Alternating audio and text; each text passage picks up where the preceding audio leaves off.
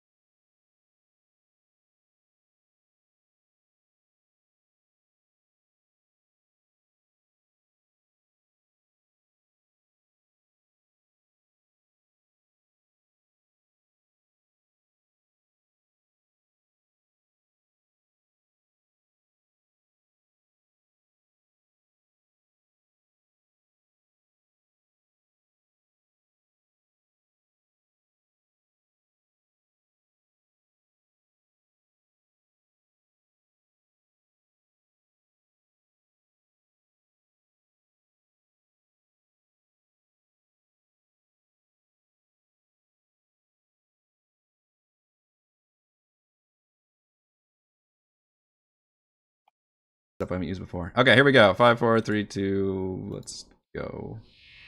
Yo, let's jam. Yeah, right on time. Yep. Always. Always.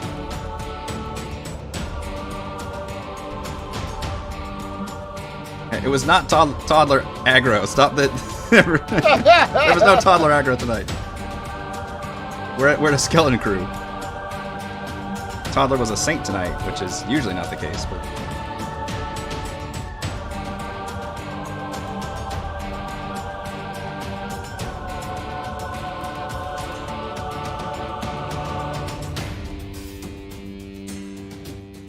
I just realized I'm going to have to update that video also. Hello everybody, Eric Watson here, freelance writer, player, games, writer, boards, recorder videos, and a tabletop role-playing aficionado. Welcome to our weekly live stream to Dungeons & Dragons 5th edition online role-playing adventures. I am joined, as always, by some of my friends.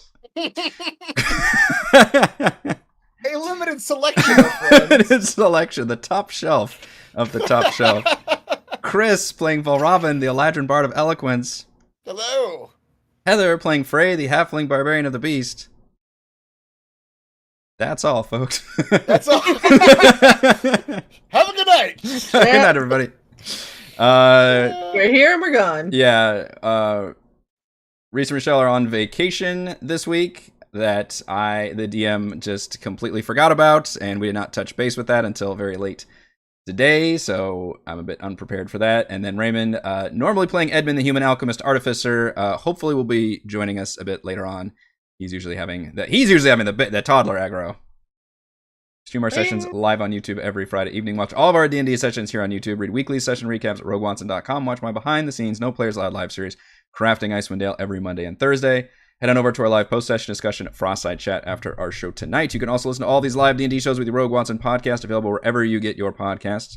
You follow me on Twitter at Rogue Watson and join our official Discord server with invite link into the description below. If you'd like to support the channel, please check out patreon.com/RogueWatson. Patrons get exclusive access to private videos, custom 5e content, and participate in monthly DM roundtables and private patron D&D games. Shouts to new patrons this week, Kyle. For our campaign, we use Roll20.net. Video chat, we use Discord. And for streaming, I use Open Broadcaster software with Streamlabs. Our music is by Kevin MacLeod, and our amazing original character art was done by Jimmy McClure, who I recently got to chat with again about getting a new portrait done for Thimblecreen. Right. How is that? Is that going to happen? It is going to happen. It's not going to happen today, but it's it's happening because Reese isn't here for it. That's true. Yeah. Y'all had to put that baby aggro out there. Did she just start crying? Fantastic. Fantastic. There's a lot of good suggestions in the chat for how we should fill the time tonight. Oh yeah, we're looking. We need to do like a half-hour combo. We could talk about the latest episode of She-Hulk. Talk about Chris's. So. Oh, you haven't? It's a good episode. It's I think I haven't seen the last two actually, because I haven't been in access to. Oh, let's talk about Chris's vacation. He's been all over the country. Show him the shirt. Show the shirt, sir. Oh yes. Boom. There we go. Look at that. Yep. Went on a big long vacation and came back. All I got was this excellent t-shirt. That's actually not from that vacation. That's from the work that's from your work vacation. Oh, that makes more sense. This is from the Seattle Museum of Pop Culture. Okay. I literally went from 3 weeks ago, I was in Seattle, the northwestern corner, and then for the last 2 weeks, I was in Maine, in the northeastern corner. And all over the place. Yep. You felt a disturbance in the force. It was probably Chris being nearby. We're going to still do D&D tonight because I am mostly prepared, but we do have a bit of a skeleton crew. Hopefully Ray will join us soon, and now we are down to 2. No, hopefully the baby will come back down. Yeah. All right, previously on Icewind Dale, Rime of the Frostmaiden. With Thimbleweed encased in a chrysalis formed by the insectoid queen, the brood turned their attention to the rest of the party, surrounding, stabbing, and spitting acid. While Robin launched a magical psychic attack directly into the queen's lair, killing many of the bugs and wounding others, including a raging Frey. In response, Frey's curse took over, transferring her into a ravenous Wendigo. As she was in the middle of a bunch of enemies, it worked out for the party. The rest had to contend with additional insect spawns bursting out of walls and tunnels, nearly downing Valravn and Celeste. Edmund helped turn things around by spawning a polar bear from his bag of tricks, but it was Thimbleweed's emergence that took center stage. Emerging from the chrysalis was a bipedal, 4-armed insect, Thimblecreen. The newly transformed gnome retained his old memories and personality, but felt a deep connection to the queen. The queen wanted the Frey to go destroyed, and Thimblecreen worked out a quick deal to have everyone focus on the demonic creature. The temporary truce didn't last long. As the bugs pulled back and an enlarged Celeste took a few nasty bonks with her mop at Freydigo, Edmund pulled out his arm cannon, blasting the creature and the queen in one beam. Frey reverted back while the enraged queen ordered the fight back on, while she began to retreat down a tunnel. Once again, Thimblecreen preached clemency, casting fog cloud in the room to hasten his queen's escape. The severely wounded party was willing to let them go, even Frey, and when the fog cleared, the queen and her surviving brood had escaped. After the shock of meeting the telepathic bug man that is their ranger, the party went outside toward the dock, where an injured Valen rose up from an elevator by the cliff. The party was immediately suspicious. Edmund even fired another cannon blast directly at her, but it passed right through the illusory image. The image then picked herself up and laughed, mocking the players. Valen was still possessed by Nessalantamir and claimed responsibility for unleashing the bugs on the prison to break out her lover, Valish Gaunt. She confirmed their next destination, the island of Solstice, home to a former frost giant fortress that acts as a temple to the Frostmaiden. If the players are keen, they can make their way there to retrieve an artifact, end the everlasting night, and break into the lost city beneath the glacier. It was an extra long recap. It was a lot of stuff. So thankfully we had everybody last week, which was the important episode. That's right. Yep. Yes, we've got a wild Raymond. There we go. All right, let's see. Have a smaller crew. We had Heather a second ago, but we had some baby aggro. Why don't I have one? Might not have a camera. Are you so excited if I told you I haven't looked at level 11 yet? God. You know what? This is just going to be a leveling up episode, I think, is what we're going to do. I thought about, I was like, I might need to remind everybody. You reminded us yesterday, didn't you? Oh, yeah. I did, but I did not do a second reminder. No, not a T-minus 1 hour, go do it now reminder. Yeah. I was going to say, you can remind us, but you have to be paying attention. 4 cameras. Mine is simple as all hell, so. All right. Whoops, I did not mean to start the video. This is just going to be a shit show episode, everybody. All right, hang on. I had to start our intro video again. There we go. Give me a second to move the cameras around. Apparently, we've never had a situation where we were... That doesn't make sense. We had to have had when we had the no herrings. We definitely. Maybe not. Maybe it's because our webcam's off. Yeah. We probably have one with Heather's webcam on. Yeah. Yeah. Okay. Anyway, yeah. So first, we need to decide what the situation is with this prison as you guys are leaving. Presumably getting back on your nautiloid. To remind you, the prison has not been technically cleared out. The queen and I forget, maybe half a dozen of the insects retreated, and Thimblecreen was keen on making that happen. So Reese can't be here to answer this, but I'm very curious. Is that name sticking? I don't know. We'll have to ask him about it. Yeah. Yeah. We'll have to ask if that's an official part of the transformation. Yeah. But so my point being, you did come across some living people, non-infected living people in the prison. Yes. There was Huarwer, the excellently named man who, I don't know if I need to recap all that, but previously ran with Avarice's crew, and you found him locked up in a prison. He was actually the only surviving prisoner left in there. And then you found 2 random cooks in the kitchen that had not been infected. The other one did and died.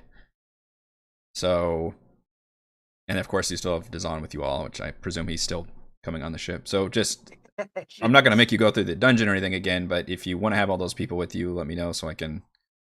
Well, we probably want to take them with us, because I think at the end of the last session, I think the general idea was that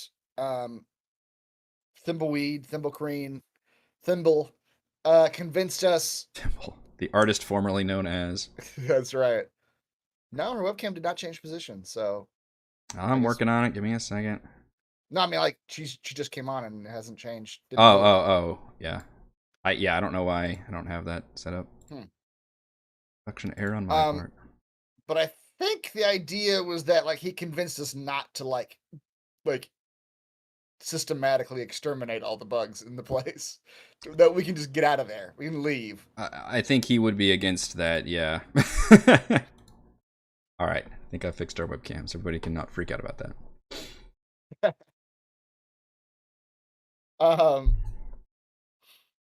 It doesn't actually move. No, yeah, yours is fine. You can flip yours off and it doesn't. I just didn't have one for some reason set up without. I see the joke you were going for, but the effect was lost. Watch my head explode. No. Yeah, so I think we just get the people and get them out of here, right? Just we've got a ship to go back to that can pick us up. A ship that's going to be better than the ship that we were going to go towards anyway. Yeah. So what's his name? Horror.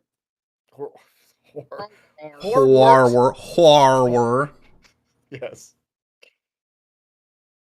And the cooks. Cooks might be handy. They can replace the goblin. 2 prison cooks equal 1 goblin, I think is that's right. How that math works out. Okay, so yeah, you guys can bring...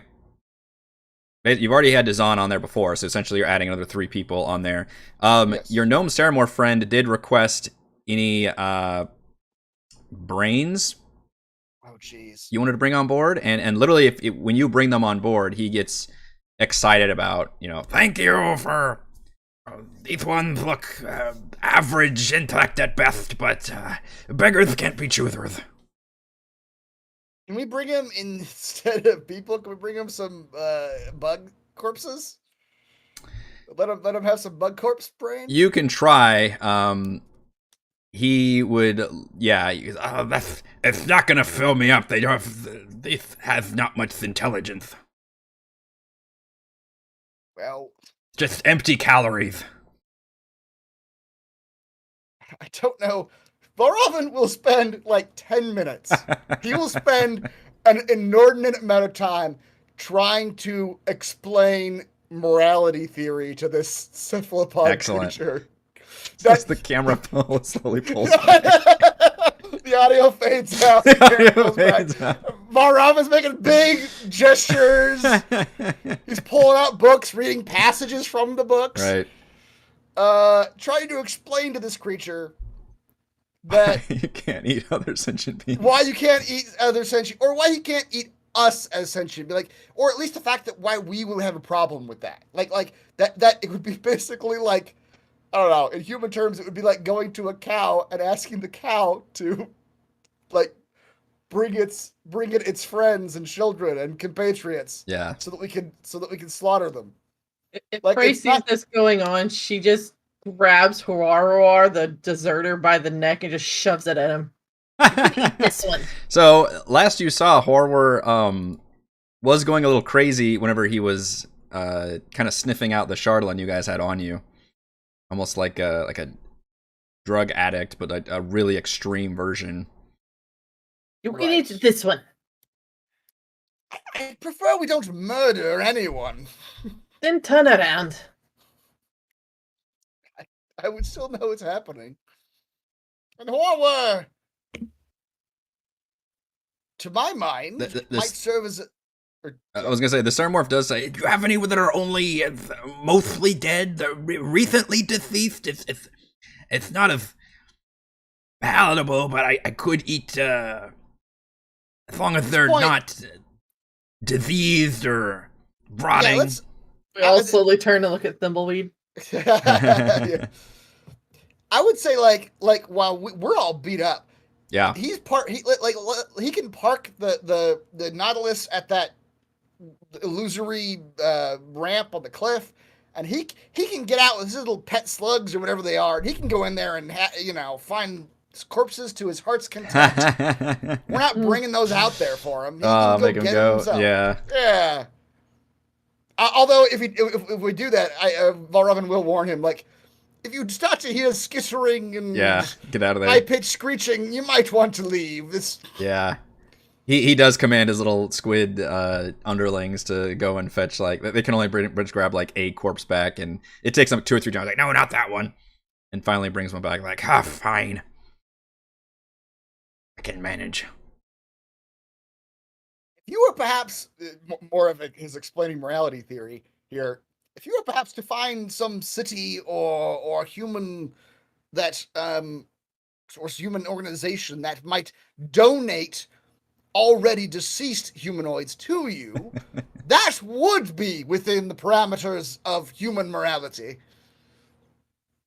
Could you make that happen? Because nobody will talk to me. Oh dear, I feel like I'm going down a dark path here, but maybe. This is the beginning of a new series. Well, Robin's crazy hijinks trying to get recently dead corpses for his alien overlords. It just ends with Valravn on the back of a cart with a bell. Bring out your dead. Basically, yeah. I was imagining like grave robbers, but that's probably a more accurate thing because he needs them fresher. Yeah. Yeah, I mean, like, what I'm imagining is like the same way that people donate corpses to science. Yeah. Maybe if this nautiloid creature, I don't trust him to do this, but maybe if he like provided some service to the people of 10 Towns, like, I don't know, ferrying service or something, they could pay him in. gonna teach him the whole like system. Gonna montage through like weeks of this going on. Well, yeah, this would be a whole like post game thing of like setting up this whole new like trade system between the races. Yeah. Yeah, you could actually. Or I mean, we can take a page from good old Texas here, and we set them up with the prison, and the ones who get the death penalty. Just have their brains sucked out. Yeah. I mean, it's pretty fatal. Yeah, typically. Yeah, I mean, yeah. If criminals are being sentenced to death, there's probably worse ways to be executed than by squid monster. Yeah. Jesus. I have to think really hard. We watched a dude get burned alive recently. Like that. True. That does seem worse. That's true. I think you die from the smoke inhalation. I don't know what the brain squid guy does to you, but. I don't know. Every movie I've seen, there's a lot of screaming that happens when someone gets burned alive. Yeah, that's a good point. On that note, all right. So you guys have clambered aboard the ship. He's got some fresh corpses, and I think. And so your destination, you've only got one area to go. You've got the one quest left. Is into the sea of moving ice. Put you back on the main map. Which this island you're searching for isn't really on a map. So, but thankfully, you can search for it from the air, not from the water, at least. But you at least know, you've seen like shapes of it. You've read, you've got the research notes from Gaunt, and then you even got confirmation from Ness/Valin that they are there and that exists. So, you all can head out into the sea itself, but which means we have to also like explain to Huarwar and the cooks that they are gonna be just Prisoners of along war. for the ride. Yeah. This is a very for them, it's a very 20,000 Leagues of the Sea sort of story happening. Like they are just sorry. Yeah, you're the just good news part is of this we shit rescued now. you. The bad news is we're not stopping our journey here. This is This yeah. is what's happening. We didn't come here for you, I'll be honest. Right. This is no, we'll take you, but you got to go where we're going. Mm-hmm. I'm sure they'll be fine. But you all can enjoy a long rest Yay. while everything is powering up and Why not a long rest? Yep, going over the sea. So I think you've got your tokens on the left side, so long rest button are there. So not only a long rest, but also a level up to 11. Ba-ba-ba-ba. 11. 11. Oh, So, and skip 11 go straight to 12. oh my gosh, he's already complaining about not getting cool shit at 11. Which I should have looked up at this point, like what multi-classing would get me, but I'm yeah. sticking with Bard. For now, I'm sticking with Bard. I will never multiclass again. You made one mistake. Yeah, never again. I've Never been again. burned once before. Well, Chris, let's start with you. Robin, tell me Yeah. about level 11. The level 11, I just get 2 things, and that's 2 new spells. I get another cantrip, and I get a level 6 spell. I don't know. I'm in the character mancer, so I can't really paste these, but I'm gonna take. Actually, I'm gonna take friends. I'm because going I to don't- get friends at level 11. I'm gonna get friends. I have unlocked. It's- You've unlocked friends. This spell is actually Yay. the opposite of getting friends. It's like deceitful trickery that they Oh. immediately are aware of. You get advantage on charisma checks directed at one creature that isn't hostile towards you. We don't need But advantage on charisma checks. I know, just why not? Just in case. Just in case you want to piss somebody off afterwards. Right? Yeah, exactly. But they, after a minute, they know they were tricked. Yeah. So, There's very few situations that wouldn't screw you over, but yep. My cantrip options aren't. I love that it spells it out. A creature prone to violence might attack you. Okay. So don't try it on me then. Right, exactly. And then as my level 6 spell, he has refined some of his prose and the way he used to write about the way characters would act out certain compulsions within their brains. He finds that he can now apply them to not 1. Oh, Two, wait, I got it. but Not 12. 2, not 3. Stop Keep going. teasing me, old man. But up to 12 creatures. He can do a mass suggestion. Oh my god, I Wow. said not 1, not 2, but 12. You're right. 12 is the number. I did not even know that. And is this the same as the suggestion spell? It is Just same as suggestion. Suggestion mass. has worked out well for me when I've used it so far. It's Like, it's fun. just go home or Go home. Yeah, that and with is 12 people, we could like that is terrifying. we can gain access to a city with mass suggestion on 12 people. Just hey, all of the guards on this gate, fucking let us in. Yeah. There's nowhere get a we whole- can't get into now. Mm-hmm. You can get a whole jury to vote for the death penalty. It is specifically 12, isn't it? We can get the legislation passed that we need to get corpses donated to the Nylon. Perfect. Yep. That is what he gets at level 6. God, this world would be so fucked if Oh. there was. Our whole campaign takes a detour as we corrupt the Yeah. judicious system of How many the people in the world three run around towns. with this power that can just do Yeah. that? Like all of the like politics. of Society this just realm collapses. Would just be nonsense. Mm-hmm. Every judge is just a wizard who knows mass suggestion. and hence Judge Val Robin was born. Right. Wow. some hit points. I For will take that 24 average. hours, and it doesn't require any concentration or anything? Yeah. Oh, it's until they complete it. That's right. Yes. Okay. Which that one has been in the ass before, because I remember the dwarf thing where I had him like, you have to open or you have to close this gate. You know, you have to make sure the gate's closed. Well, he did that, and then you had him just come out of it. As soon Yeah, as that's he true. Did that, and I was standing right next to I him. do like the DM on the DM side of it. It's kind of a monkey's paw situation where it's like you have to be very careful about the wording of your suggestion, and the DM can kind of run with that a little bit. But I also use it to have people run home and like, okay, they're gonna be running home for they're 24 hours.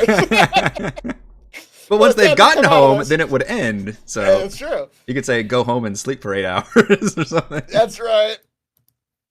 Yeah, that's bananas. Fun. What a fun way to destroy any encounter I've got planned. Yeah, they do have to understand me. Okay, but it did just say creatures, right? It wasn't like humanoid or anything? Yeah. But what the reason I took this, though, just to get some context, is because I have not used one of the Bard of Eloquence's features at all, basically, in this campaign, and I realized that this would force me to use it, which is his ability to make anybody understand him, like any creature at all. Like I've used it like once, I think, way early on. But to do this spell appropriately against non-common speaking folks, yeah, I would need to first do that ability to make a bunch of people understand me. Does that make them then mass suggest? Does that make a creature normally not able to speak or understand at all? Something understand, like if it's like a beast. If they can understand language, then actually, that's a good question. Okay, so they don't have if they don't have any other kind of language, then. But I don't know what your bard ability is. If it can you grant temporary sentience to a creature to understand you? Yeah, let me put it in. Maybe. Here. It is called Universal Speech. Make your speech intelligible to any creature. As an action, choose one or more creatures within 60 feet of you, up to a number equal to your charisma modifier. So I can only do 6, I guess. Or it's 5. The chosen creatures can magically understand you regardless of the language you speak for 1 hour. It doesn't put any restrictions on intelligence or understanding or anything like that. Yep. Universal speech. The ba weep grana weep ninny bomb. Right. All right. So yeah, that's me, and my new hit points are 83. A respectable 83. Is it? It sounds respectable until you hear the other hit points. If I say respectable before it, then if you're the first to level up, it's respectable. Exactly. All right, Frey, tell us about level 11. I like my level 11. We'll do my hit points first. Hang on. I'll take that. Mm-hmm.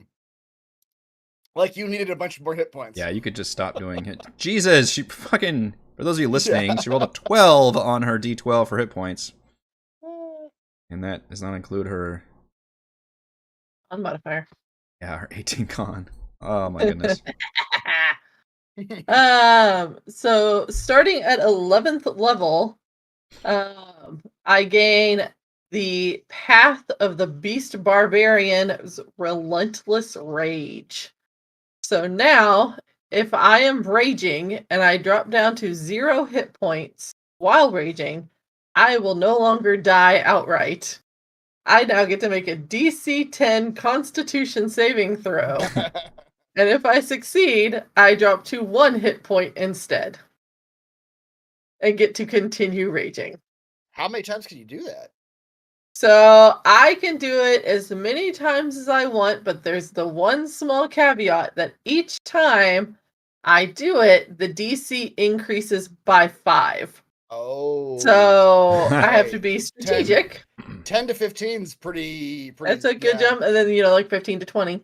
15 to 20 is that. 20 is a big one. Yeah. Wow. So, but then when I have a short or a long rest, the DC resets to 10. It goes back to 10. Yeah. That's pretty cool. Yeah. I like that, because that first one's free, because a DC 10. Yeah. What do you have, like a +8 or something? Like yeah, something like that. So, and then, but the 15, you don't have to work for that one. Yeah, 15's decent. Yeah. I'll probably get to use it like twice. Yeah.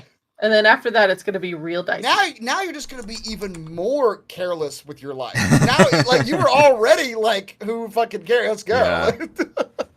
I mean, you've seen how many hit points she has, as if she's Yep. even gonna get down there. But yeah, that's wild. I mean, you become even So- more unkillable. Yes. So my new hit points are now 147. Good I have almost Lord. twice the hit points of Valravn. Here's the bet I want to put down. Do we think by the end of this campaign, Frey will double Valravn's hit points? You're almost there already, I think, right? Oh, well, she's about 20 less. Okay. Like 83 would be like 166, right? Yes. So she's close already. I don't know how many more levels we have and how well we I roll, would guess but- she would, unless. Well, no, because we've already got the at least average. I think the only way she doesn't is if you end up rolling just absolutely perfect on like all your hit point rolls, then maybe you squeak by. But otherwise, I would definitely take the over on that one.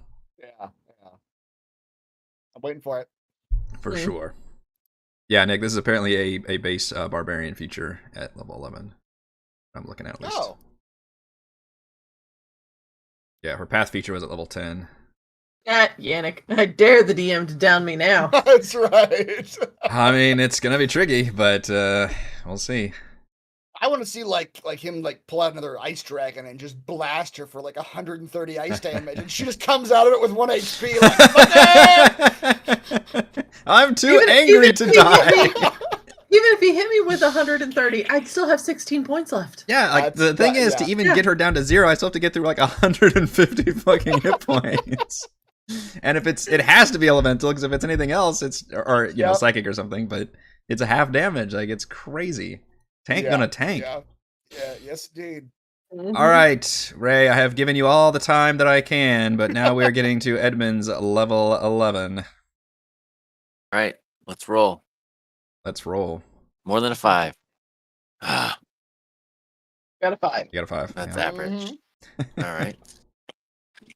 That brings me to 84 hit points. Damn you! Not last. Let me go through this. I get a level 11 spell storing item. Basically, I can do the spell storing ring you gave me. So. Oh, did you guys want to? I forgot. I think you guys meant to look at that last time you said like when we level up or before we long rest, we should cast spells into this thing. Yeah. I don't know if you guys, because you're long resting now, so I don't know if you wanted to do that before. If you remembered, if you guys had any spell slots to cast in it, you want me to share that? Well, item? Robin didn't. I had one. I had one level 3 spell slot left. Who's using it right now? Not me. Think of the ring. You have it? Yeah. Oh, darn! I was gonna put some cocaine into it, but I don't have that spell slot. Yeah, Says- that's the thing. Yeah, I don't know what you guys were after that. Before the long rest, what you guys had available. What can- But what can anybody hold? can cast a 5? spell into it. Yeah. Well, Edmund, this might be something that would be handy to you. Would you, some greater invisibility? That's a level 3 spell I've got. I've got my level 3 spells, which I've got one slot of, are Charm Monster, Greater Invisibility, Convenient Brain Aneurysm, and Summon Lord Barberry. But he's not offering that one to you. That's for Valravn. That is only for Valravn.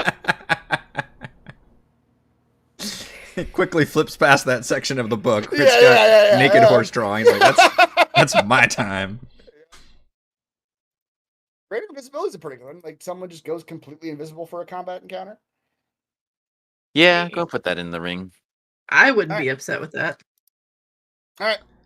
Yeah, With his so- very last spell slot, Valravn will cast Greater Invisibility into the spell storing ring. Great.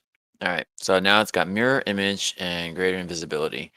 That's the max. Yeah, I'll let you keep track of that, and I think it uses his stats for that spell. So make a note of that too. Greater Right. Invisibility doesn't have any saves or anything, so it doesn't matter. But Oh, that's true. Yeah, that's a good it's point. just literally for a minute. It's concentration, but for a Yeah, minute, that's true. There's you're no- just yeah. purely invisible. Yep. And then here is spell storing item, my ability. So basically, it's kind of the You just same. get another one of these So- fucking things. I just gave you one of these. I know. It's like, ah, damn it, it's the same ability. but I'm limited to a first or second level spell Mm. from the artificer list. Ah. So I guess it doesn't have to necessarily be a Oh, you could store it in your spell. arm. What's that? You could store it in your arm. I could do that. You can touch one simple or martial weapon. Yeah. I guess I don't need to know the spell though. It can be any spell Oh. from the first or second level slot. Haven't So I'll just prepared. pick something. Yeah. But Yeah. basically the same as the ring. Give him more spells. Why not? Mhm. And then I also actually gain a third level spell slot.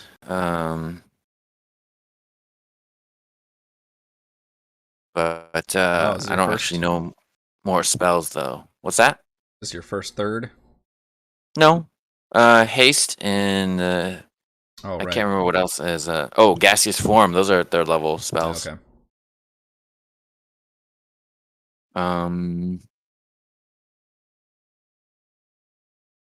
Yeah, I don't know why I picked gaseous form in the first place, but It saved you from the Remoraz. it did. It did. That's true. Now that I'm reading about all these spells, I might just swap that one out actually, and then take the gaseous form again. The next level up when I actually gain another spell. Wait, hold on, I'm so confused. Oh, wait. Gaseous form was automatic actually. So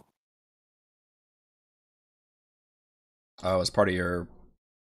yeah, it's part of the subclass? artificer. As when you level up to a certain level, you automatically get that spell. Okay. So actually, I don't get to choose that one. I was like, why did I pick? And it's not even on the list. Shoot, let me go through this here. I think what I made you actually, I think I picked up some sort of level 2 spell. And I don't remember what. Maybe web. I think that's one useless. I then want to get rid of one and take glyph of warding instead. That's a level 3 spell. It's a long one, but basically I can make a glyph that's kind of like detonates, and I can either make Yeah. it an explosive glyph or a spell glyph. Yeah, put your own like magic or mine, Yeah. Pretty or much. a door or something you can put anywhere. Right, right.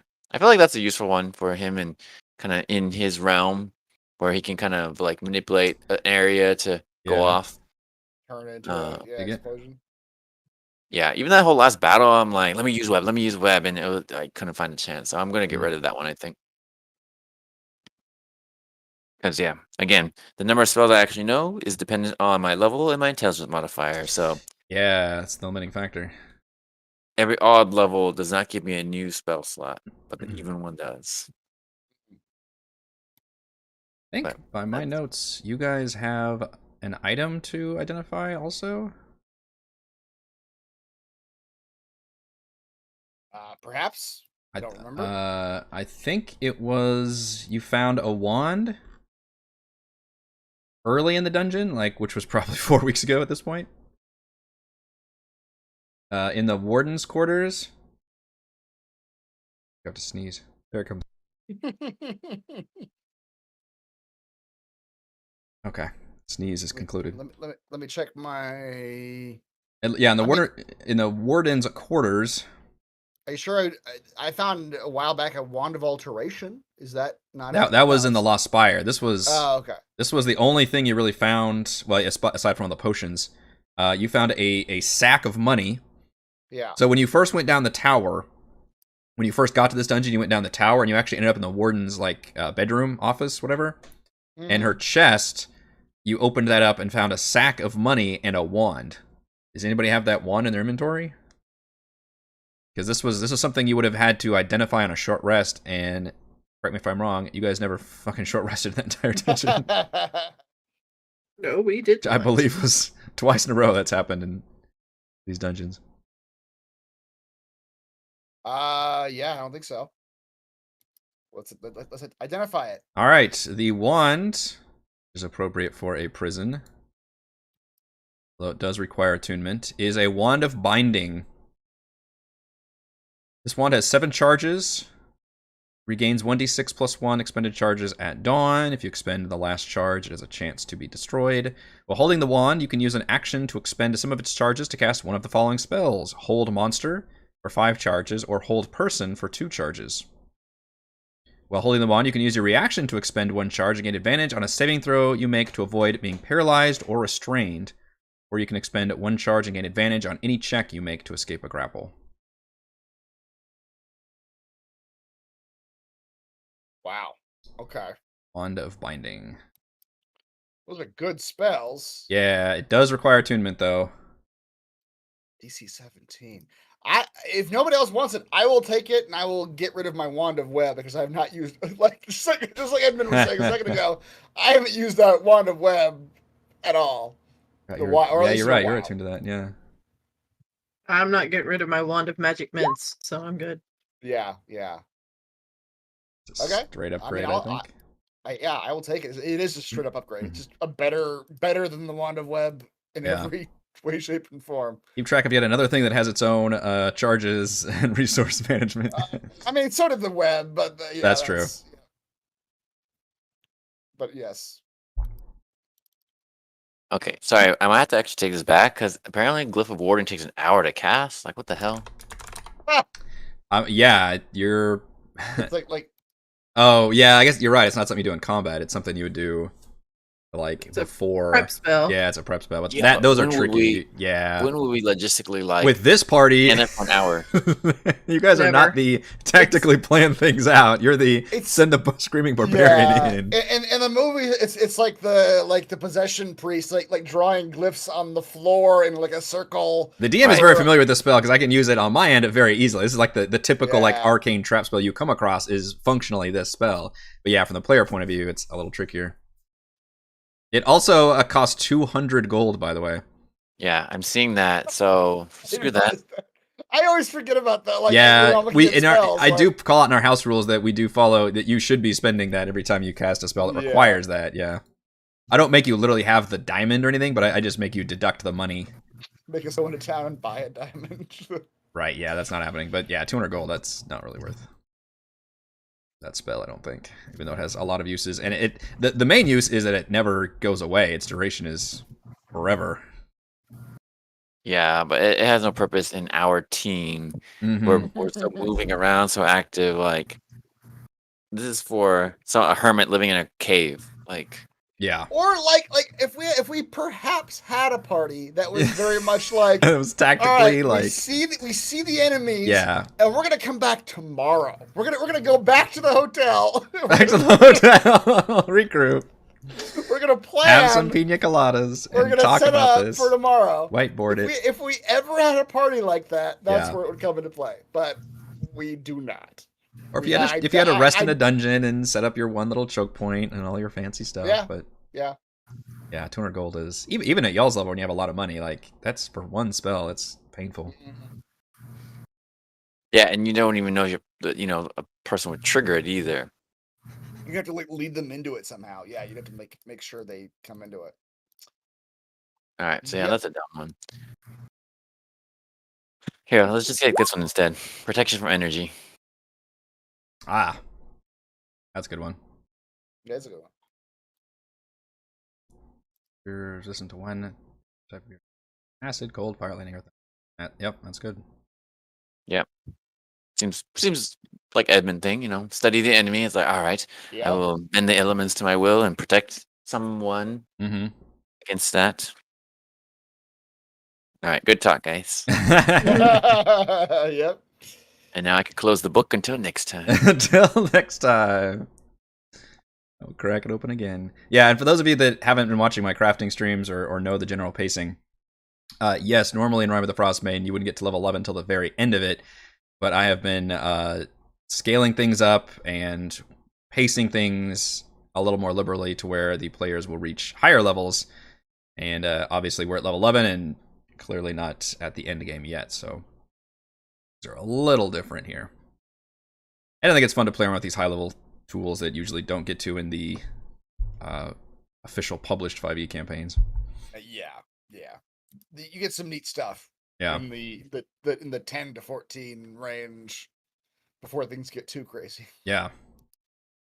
So your new companions are obviously very wide-eyed and frightened about being shuffled aboard a nautiloid. I think this is incredibly scary, and at some point they argue about whether or not they're going from the kitchen into hell itself or something. You just going from a bad situation into an equally bad situation, given that mind flayers are notorious for alien brain-eating kidnappers. And it doesn't help that the Ceramorph here was very openly discussing his plans to consume brains.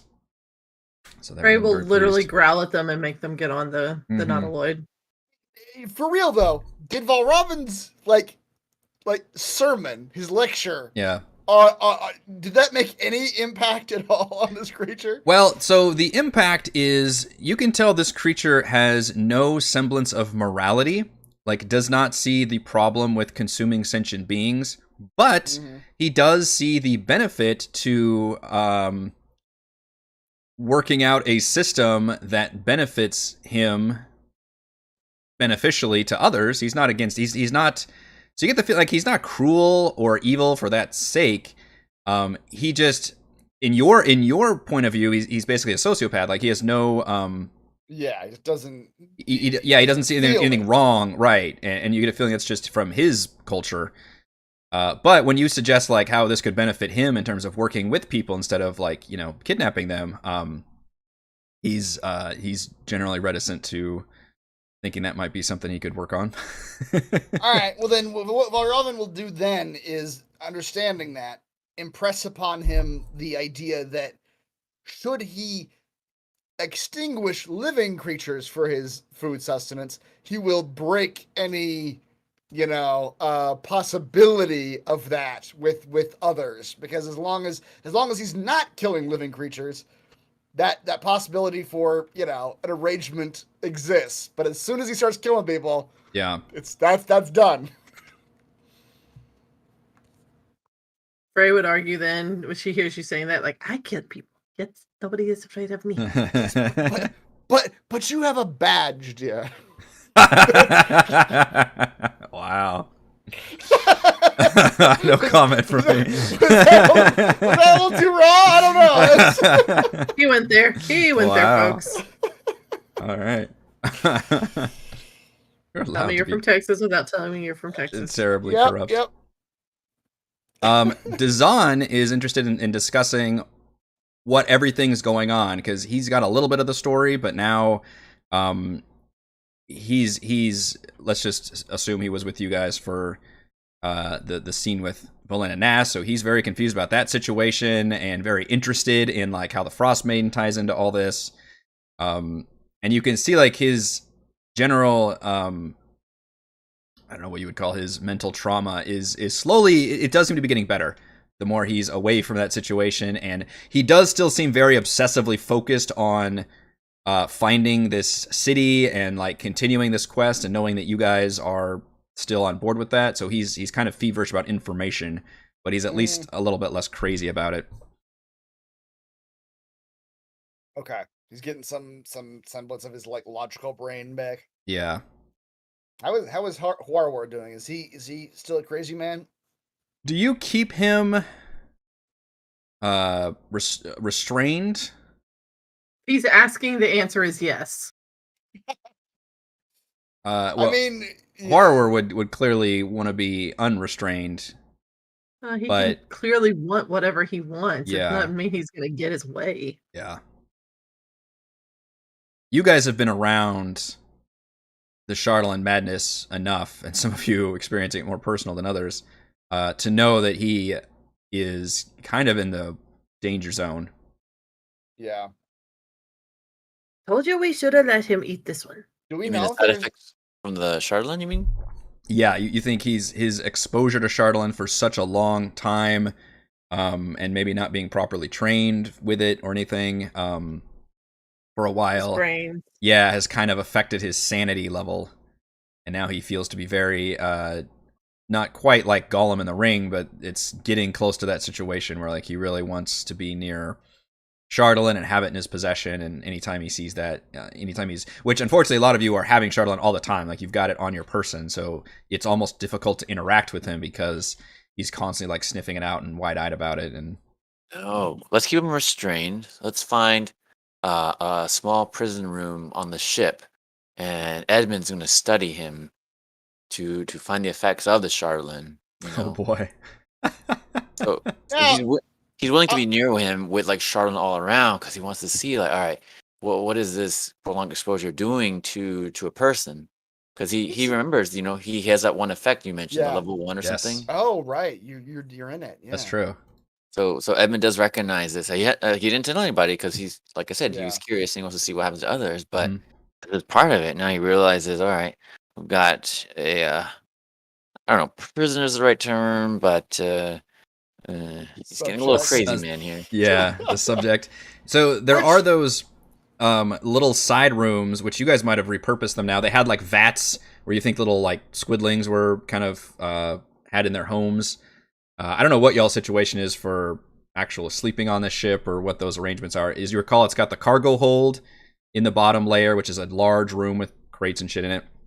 And then that same bottom floor had like these separate that was the only room where it had like private rooms, but each one had just a giant tank inside. So you could repurpose those as bedrooms or as a locked prison type area. Yeah. And then because the second floor is like got engineering room and then kind of an open area.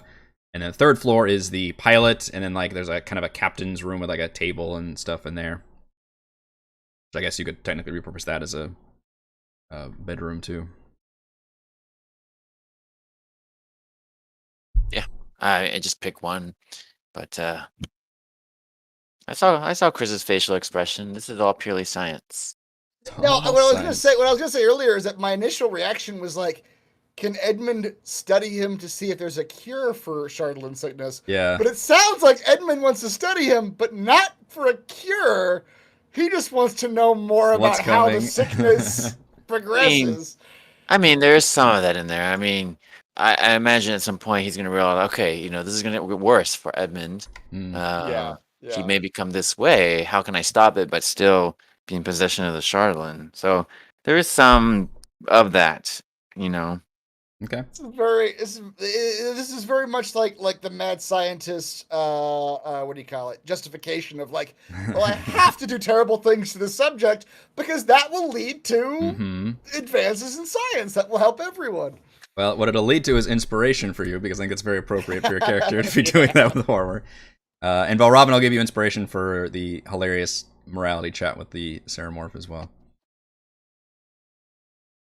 Do you guys enjoy... Oh, go ahead. Edmund tells the group, don't worry about horror. I'll take care of them. And basically, no one ever sees horror again. Just occasionally hear very odd, unsettling noises from that room. Yeah. That's so creepy. It's not necessarily bad. It's just he's a messed up. He's druggy. I mean, Mhm. Gotta There's no detox helping it. him. There's no happy Yeah. ending here. Yeah. I don't know if I would detox him. I would still. Yeah, I'm about to say, this is what we're talking about. Edmund isn't trying to help horror. He's trying to Make no study the mistake. illness. Yeah. He is just a large lab rat. All right, so you guys enjoy a long rest as you go over the sea of moving ice for really the better part of a day, and you're trying to go low enough, obviously high enough where you can still fly safely, but low enough to where you can try to see. And you guys don't have radar or any kind of technology stuff. It's literally just kind of eyeballing stuff as you go. But you're at least looking for a pretty big, recognizable island with shit on there, and there's not much else out here. So it's just a lot of chunks of icebergs and whatnots. And then finally, towards the end of really a day, because you're flying around, your ship, is not getting tired or anything, so you've got a pretty good clip going.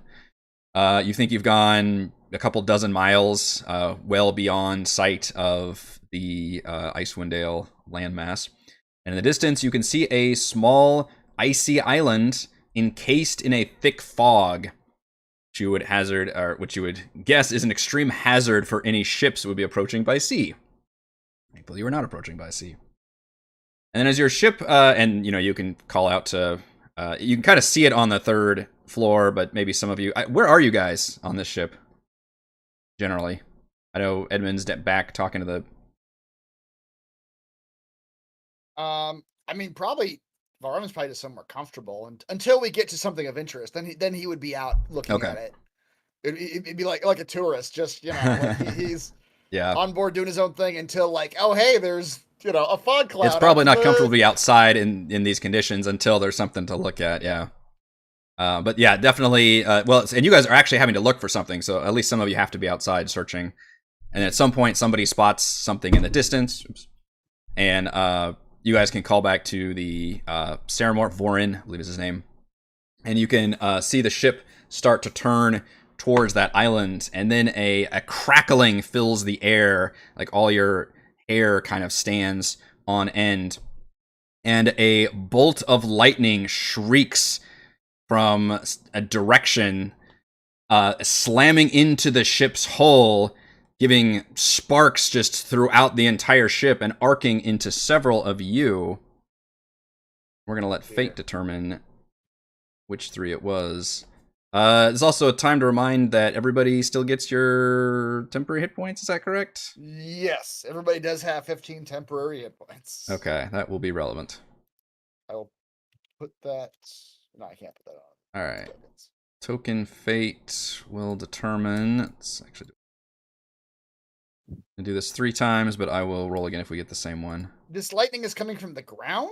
Like, where is this coming from? Doesn't seem like it's coming from the ground. Okay. All right. Take it twice. No, it can't go twice to you. I'll do one more. All right. Frey, Celeste, and Edmund. You all get, seemingly, you're not quite sure, but it seemed to slam into the ship, and then it arced, once it hit the ship, arced into just a random trio of you. So Frey, I guess I'll do Celeste, and Edmund, I need dexterity saving throws.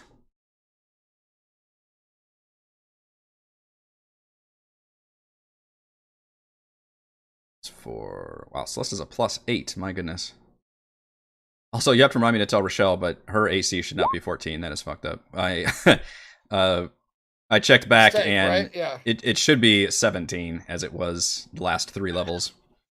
I don't know where she got 14 it from. dropped. Yeah, okay. That did seem oddly low. But Yeah. No, she lost the gloves or something that she had that gave her a bonus to her AC. She got them back when she lost them when she was a zombie. Yeah, she hasn't been a zombie for like literally her AC was fucked up when she was a zombie, but that was literally back at like level 7 or 8 or something. Like it should be a. Oh, she lost them pretty recently though. Like she.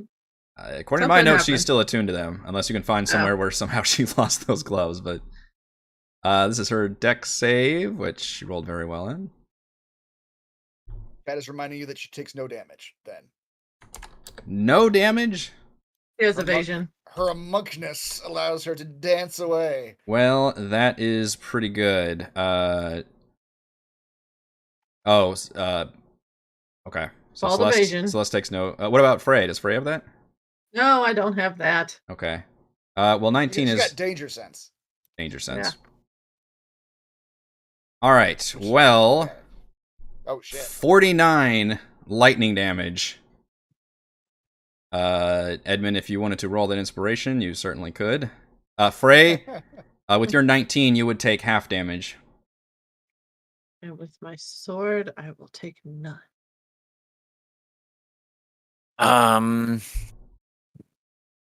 It's arcing from the ship. A bolt of what you surmise a magical bolt of lightning has slammed into the ship and has arced into several of you.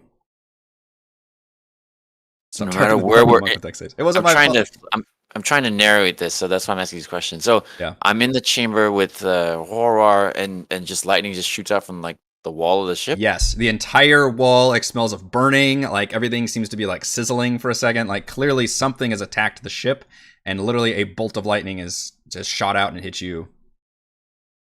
Let's just say with my high reflexes, perhaps doesn't. We'll see. that I hear or feel the ship get jolted, and I'm looking around real quick, and let's add a 4 to my dexterity save. Okay, with a 17, with your flash of genius, you are able to take half damage on that. What did you say earlier, Frey, about your sword taking? With my absorbing rune as a reaction, I can turn that on and gain resistance to that type of damage. Okay. So I'll take half of half. Half of half, gotcha. All right, your axe is temporarily glowing with a lightning damage as you've lifted it up, and right as that lightning start to arc. The ship violently lurches as you feel that horrible, stomach-churning feeling of losing altitude very quickly. And some of you who are in the, actually most of you are probably in the top helm room, hear or see the Ceramorph fall to the ground out of the helm. By the way, is like a floating chair with like a helmet, like diodes that go into the head. And he falls to the ground and he's breathing heavily and says, The crystal! We're going down!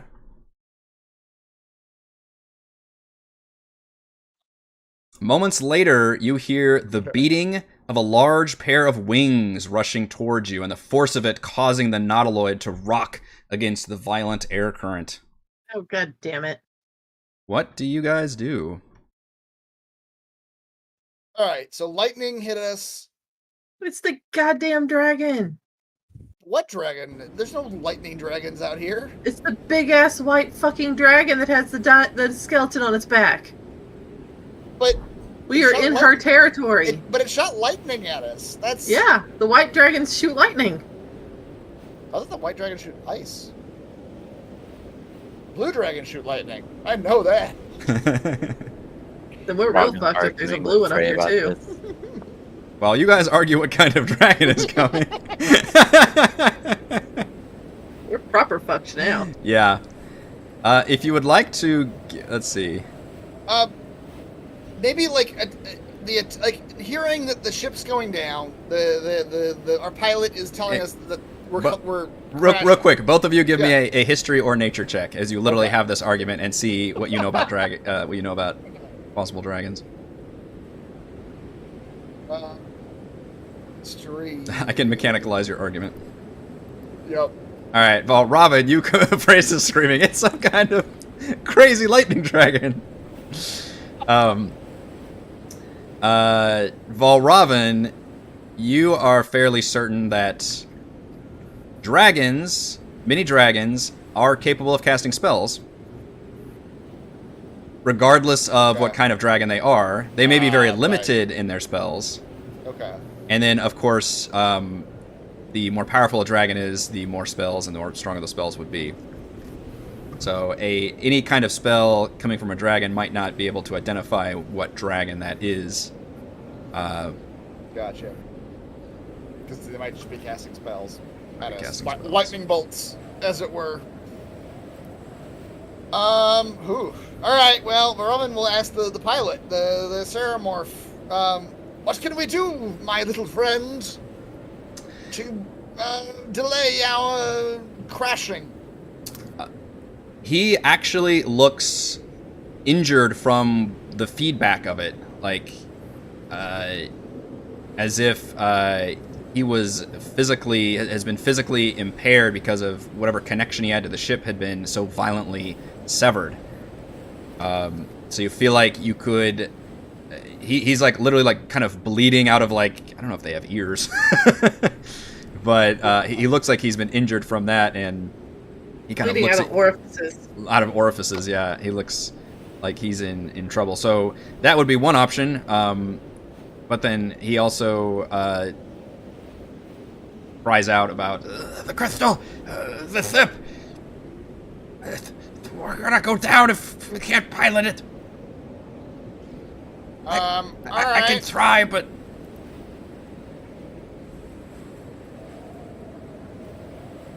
Barovin has a potion of healing. He can give the little Ceramorph pilot. Drink this, my friend. It'll help you steer. Okay. Yeah, you can absolutely give him a potion of healing. He would kind of look at that, sniff it, maybe dip a tentacle. No, he wouldn't do all that. We're in panic mode. He just kind of, in fact, you kind of pour it up to his giant withering tentacles. He opens his mouth. It's that really creepy, like, just circle with just razor teeth in there.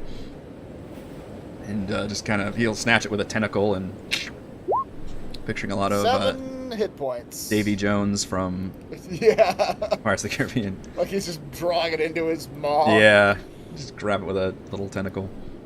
He grabs it. What are the rest of you doing? Some of you may, like I said, be in different areas of the ship.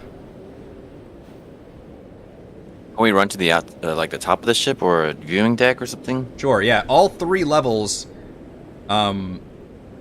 do have outer areas you can run to. But yeah, the top, the 3rd floor is where the helm is located, and where the piloting happens, so that would be the main area. Oh. Yeah. I guess it's a little late now. It is a little late now. Actually, I won't do it. I was gonna say, like, Von Rahmen would have resummoned Lord Marbury because we did have a long rest. Oh. But would you have if you're just chilling on the ship the whole time? Like, I mean, it is 24 hours. I guess he probably wouldn't have done it until we're closer, actually, because I think it's a day that he's around. Does it take an action, or is it a longer summon? It's just an action. No, I'm sorry, 10 minutes. Oh, 10 minutes. Okay. Well, Yep. that might be tricky. Yeah.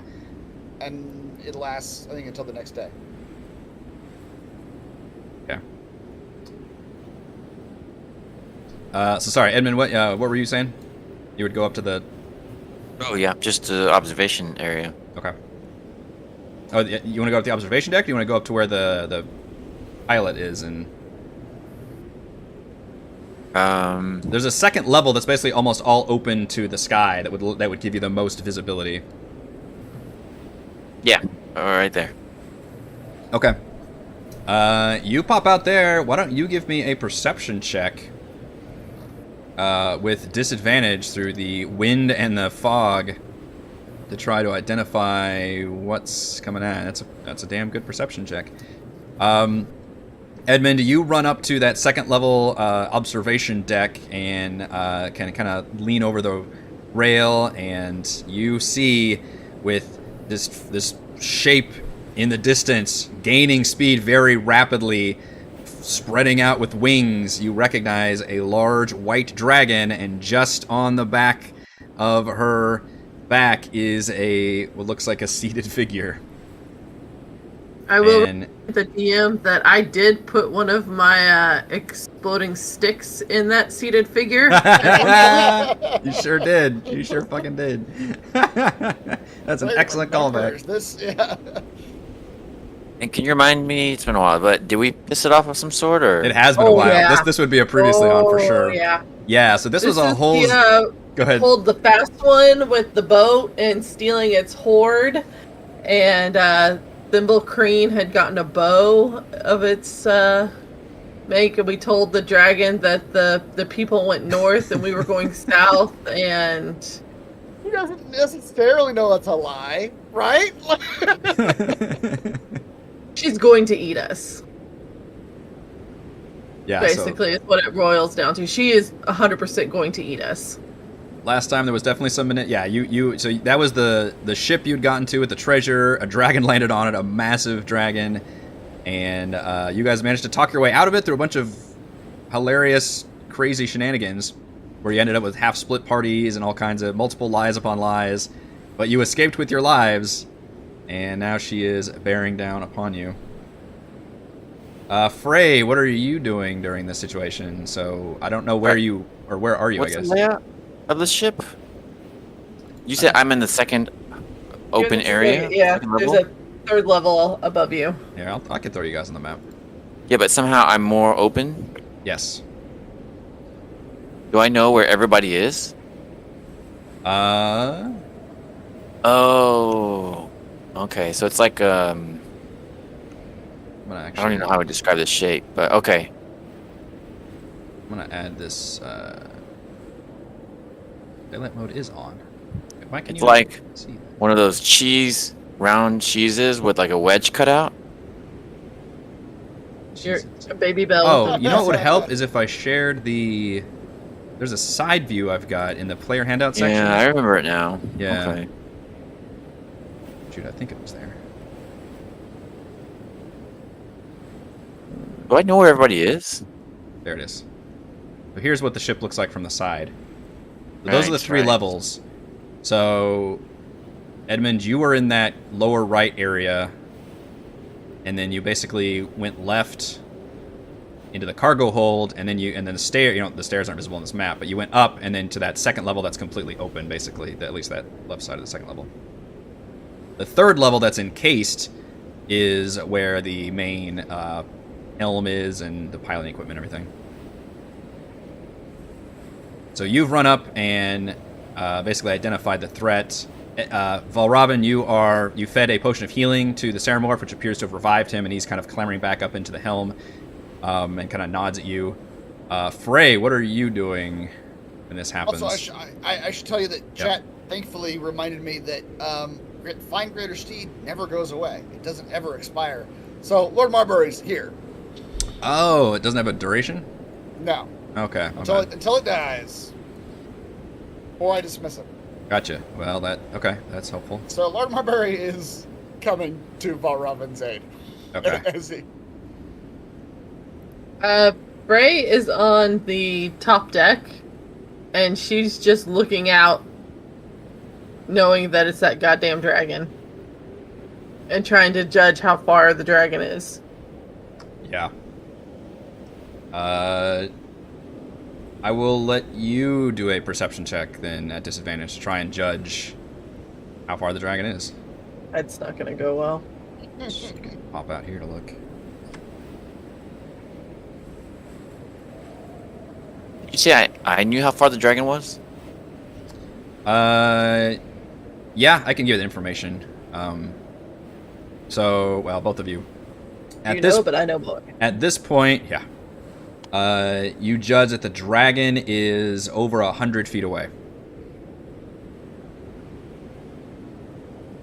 But you also judge that she is rapidly gaining. And your ship has never been built for speed.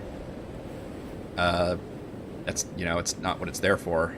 Obviously, it's still faster than most land vehicles just because it doesn't have to deal with terrain. But you imagine a dragon, especially one of her size, would be able to overtake you anyway. And obviously, when you're kind of been crippled like this, it might happen quicker than you would even think. So the Ceramorph does crawl back into his chair, reach up, grab the diodes and plant them in there. You can see he's still got blood everywhere, but he's at least conscious. This is not good. I can't feel the crystal at all. I think whatever happened might have destroyed it. We're gonna go down. I hope you've got a plan. Can I run to them? Sure, you can run to them.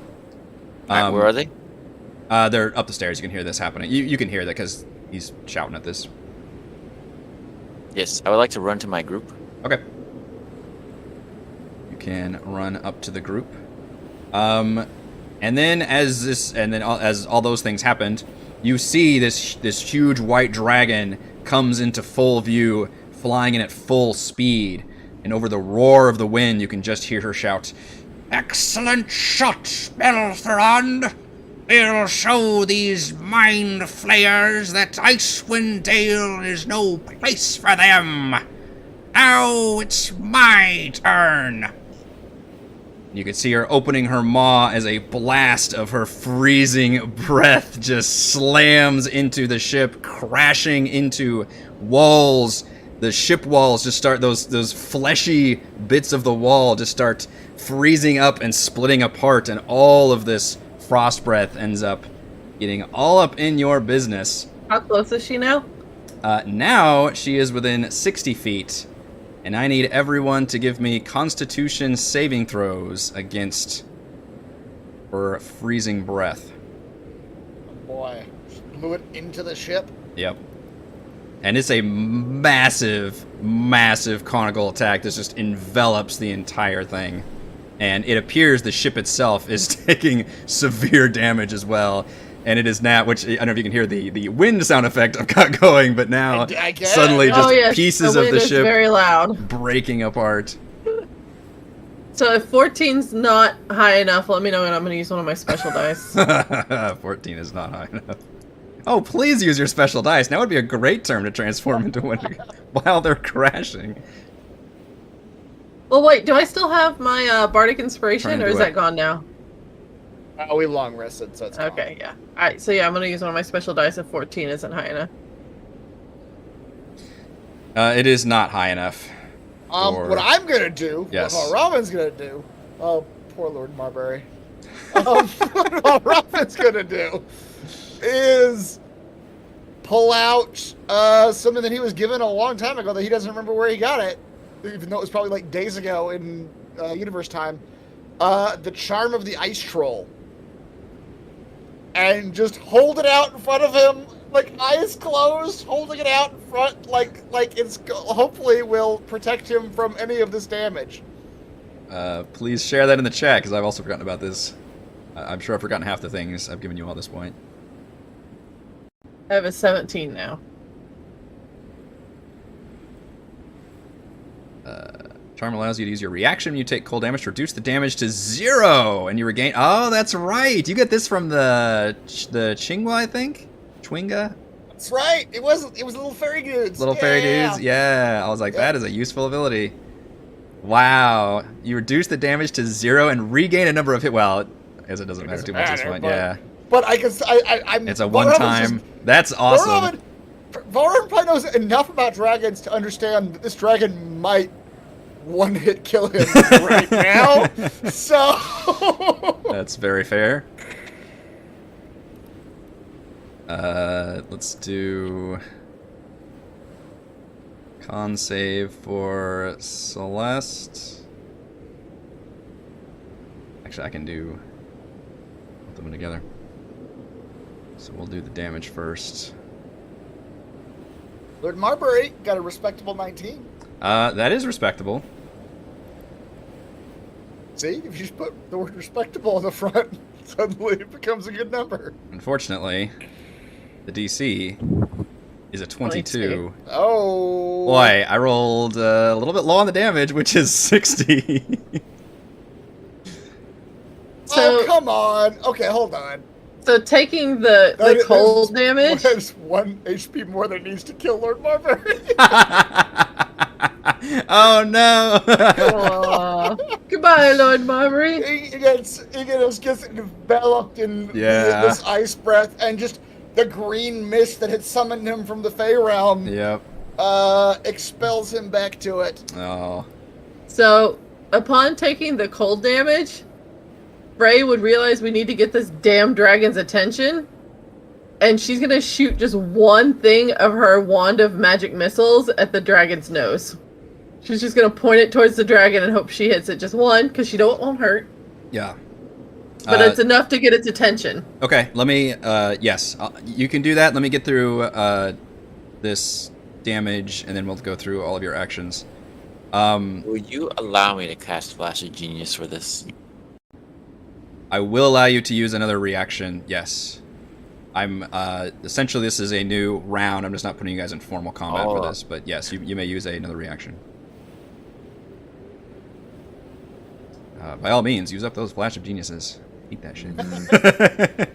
This would be a good time. That would, yeah, so you rolled a 19, so with a fucking 23, that actually is good enough con to have that cold damage. It is only 30. Valravn uses up his charm in what might be the play of the game, reducing that to 0. He was not going to make that con save. Yeah. There was no way. And now we're going to see if my macro works for PCs. I'm going to try to do that for our... Let's see, damage is 60. Half. Wait, don't I have a ring of warmth on? Doesn't that give me some kind of protection? Some of you from may cold have, damage? yeah, you guys need to... This would be a time to look up things. What do you have? Apparently, it's not... Rolled very badly for both of them. The Ring of Warmth gives you... I think it's resistance. Which is... So I would only take half then. So, I have... Let's see. 'Cause I know I put it back on at some point. Yes, you do have Ring of Warmth attuned. So that gives me resistance to cold damage then. Correct, which means you would take half. I take 30 of that. So that 0 minus 28. Okay. Wow, that did not change my token, but it changed my character sheet. That's interesting. Okay. I've been seeing that a lot lately. Rochelle was Yeah, my complaining token's about that frozen. last week. Let me re-put the tokens on, maybe. Will that fuck you guys up if I delete your tokens real quick and put them back on here? Yes. Okay, I'll do it then. That's fine. I can see it on I don't my know if that will character sheet. fix I've it or got my not. character sheet up. That's fine. Okay. So yeah, I'm gonna shoot one volley of my wand of magic missiles 15 because the temper. at the dragon. Okay. So just to reiterate, well, Robin took no damage because of the charm. You took took half half. because of the resistance, and Edmund took half because he managed to use Flash of Genius to make the save. Celeste and Thimblecreen are taking it all. They both took it all, and Oh, no. I did apply their temper hit points Okay, good. back in, and I had previously long rested with them, so just confusingly when they level up, they'll still level up, but they'll be at damage state, so this is going to be a little wonky, but... You'll need to take probably screenshots of their character sheets before you let them level up, so that way you can put it back. Just in case, because I don't know, if it levels up, I don't know if it auto-heals you guys or not. It does. It does? Yeah. It does. Yeah. So that's why I said you'll have to take a screenshot Okay. of their character sheet. Yeah. Unfortunately, we've got a lot of NPCs in here as well. I don't think they have as good as saves as you guys. Oops, forgot about them. I just realized the DM is clearing the board. That'll take care of that business. Yeah, yeah. All these hangers on. Every once in a while, right? Oh, It's like damn! The fucking and and yet a 21. Is not good Oh, enough? that's so That's too depressing. bad. He did his best, you guys. He did his best. Mm-hmm. Damn. He was trying to like pilot the ship to the very end. He was now Robin. Well, no, he's still alive. Oh, yes. He actually has without even cheating, he has more than 60 hit points. Okay. So he is still alive. He's just heavily injured. He's like, it's not the feedback thing from the, so he's still in the helm, but he's just like shivering, like, you know, clearly less used to getting this damage than all of you. Yeah. Unfortunately, your other NPCs are probably at, well, yeah, the two cooks just get completely obliterated. Poor dogs. Dazan has to make this save, or he's pretty fucked as well. We should have just left them. In the... I mean, they were kind of screwed either way. Yeah, Dazan goes down. I will say he's a slightly more named NPC. If any of you wanted to, and I'm not going to make you, I will have him in like an unconscious dying state instead of being completely gibbed, but that is his situation. You hear him, wherever he's at, give out a strangled cry. Alright, yeah. And then the other one... Edmund's the one that made legs for the man. Yeah, you've got playing nanny to all these. And then, damn, good saves are just strangely not good enough. Yeah. However, Quarter also is made of sterner stuff and actually survives that blast. Oh, Just wow. heavily damaged. Alright, so yes, now that that's been concluded, Frey, you take aim with your wand and can fire off a volley. Fire the missile! Fire everything! Everything. Just trying to get her attention. Well, I'm you literally think you've out on got the- her. Yeah. Well, no, I'm out on the edge of the deck. Okay. So, where everyone else is, I think, more like in the cockpit area. Yes. So, it would only be 3 magic missiles. So what is that? 3d4 plus 4 or something like I love that you're that? choosing to hold back in this situation. I'm only going down on an airship with a dragon flying towards me. I better conserve some Yeah. of these missiles. Well, I have a reason. So, I need her to get Fair a little enough. closer first. Fair enough. I don't remember. What is the magic missile What is thing? that magic missiles?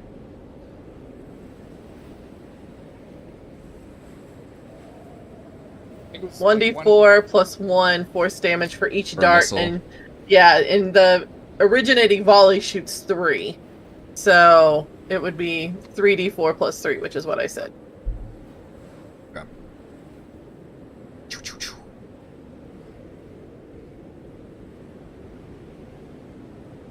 All right. So it just hits her for 12 total damage. Yep. That is. There's no attack roll or save or anything. Nope, so it just does bam, a bam, straight bam. up hit. Yep. And then she's just like holding up. She's like a flare. Get the kids. And Frank's And like, free. and we talk. Can Okay. you stop for a half a minute and we talk? As she's doing that, what is Edmund doing? Having been blasted by this freezing breath, and now the ship is just falling apart around you as it's careening down. I'm casting a spell. Okay. Do I have time to cast a minute-long spell? A minute-long spell. I might let you cast that spell, but I think you're correct in saying you are going to be casting the spell for right now. You want to keep those cards close to the chest at the moment? No, I mean, I'll see if you let me do this, but I'm not sure how I got this, but Lehman's tiny hut. I think this. That's hilarious. I think this might have also been from the Chwinga charm. Oh. Does that sound familiar? I may pull back my notes from, what was that, the Goliath place? I have no idea, but I put it in my spell slot. Y'all gotta have like bibliography fucking footnotes of Where where did I these get things come this? from. I need like hyperlinks built in, or I can see, where did I get this? Give me a history of this item, please. Yeah. Who's the last owner? How long did they have I it? only asked that because I think this is like his charm, where it's like a one-use effect, but I can use it 3 times. oh, 3 times. Okay, that one's a little better. What was Goliath's level 9? Yeah, I do think this is, and I had you guys randomly roll for what the treasures would be for the Wingas. Shit, it's Winga tab. I'm gonna look this up. Where are? I'd like to try to cast that. Okay. I'm of a mind to let now. How does the spell? Springs into this around and above. Okay, so it domes around you. Okay. 9 creatures medium sized or smaller can fit inside the dome with you. Create a hamster ball. I know. The spell fails if its area includes a larger creature or more than 9 creatures. Creatures not obviously within the dome when you cast a spell can move through it freely. All other creatures obviously are barred from passing through it. Spells and magical effects can extend to the dome or be cast through it. Okay. So let me make sure this is where I think it came from. That's actually pretty funny. Finger charms. Okay, so Everybody gather close. yeah, Edmund just begins casting a spell. Yeah, one was the cold. Oh, one was just cold resistance. One was the snowball strike. I think that's the one that That's mine, Bray got. which I haven't used yet. Yeah, Charm of the Ice Troll was one of them. Create food and water. Charm of the Traveler's Haven. 3 charges. As an action, you can expend 1 of the charms charges to cast Lehman's Tiny Hut spell. No components required. Okay. Yep, so 2 of you are using your finite use items, which I always appreciate, but you are correct in that takes a full minute to cast, and you guys are currently going down. So you just see Edmund, you're having to pull out this physical object that this creature gave you, or this mystical object, I guess, to be able to cast from it. Alright, so Valravan, you see Frey is outside. You can see her probably, because the ship's all broke to hell. Appears to be shooting and screaming at an assailant, which you're not still sure what the situation is. And then you see Edmund casting a spell in the background.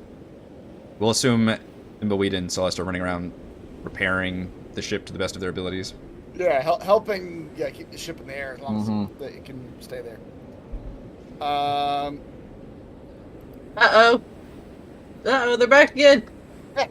You know, my block list has this person on there like 20 times. I don't understand what the fucking point is of the block That is list. odd that it's the same username. Yeah. That is. I don't like what. So YouTube, please, please. Well, how does it work? Yeah. How does the systems work? Tenacity. I'll give him that. Same dude every time. Now, a Alright, word well, from our sponsors. Cat 69 XYZ. No, don't. Just encourages it. A week later, I'm broken down. I'm like, all right, you know what? Fuck it. You're now a sponsor. You want to sponsor the show? Go ahead. It finally wore me down.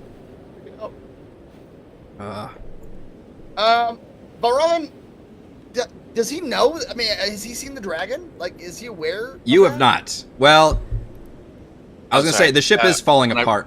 Go ahead.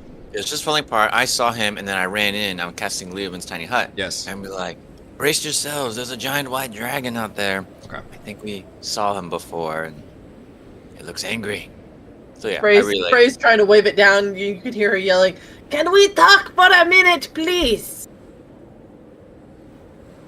All right.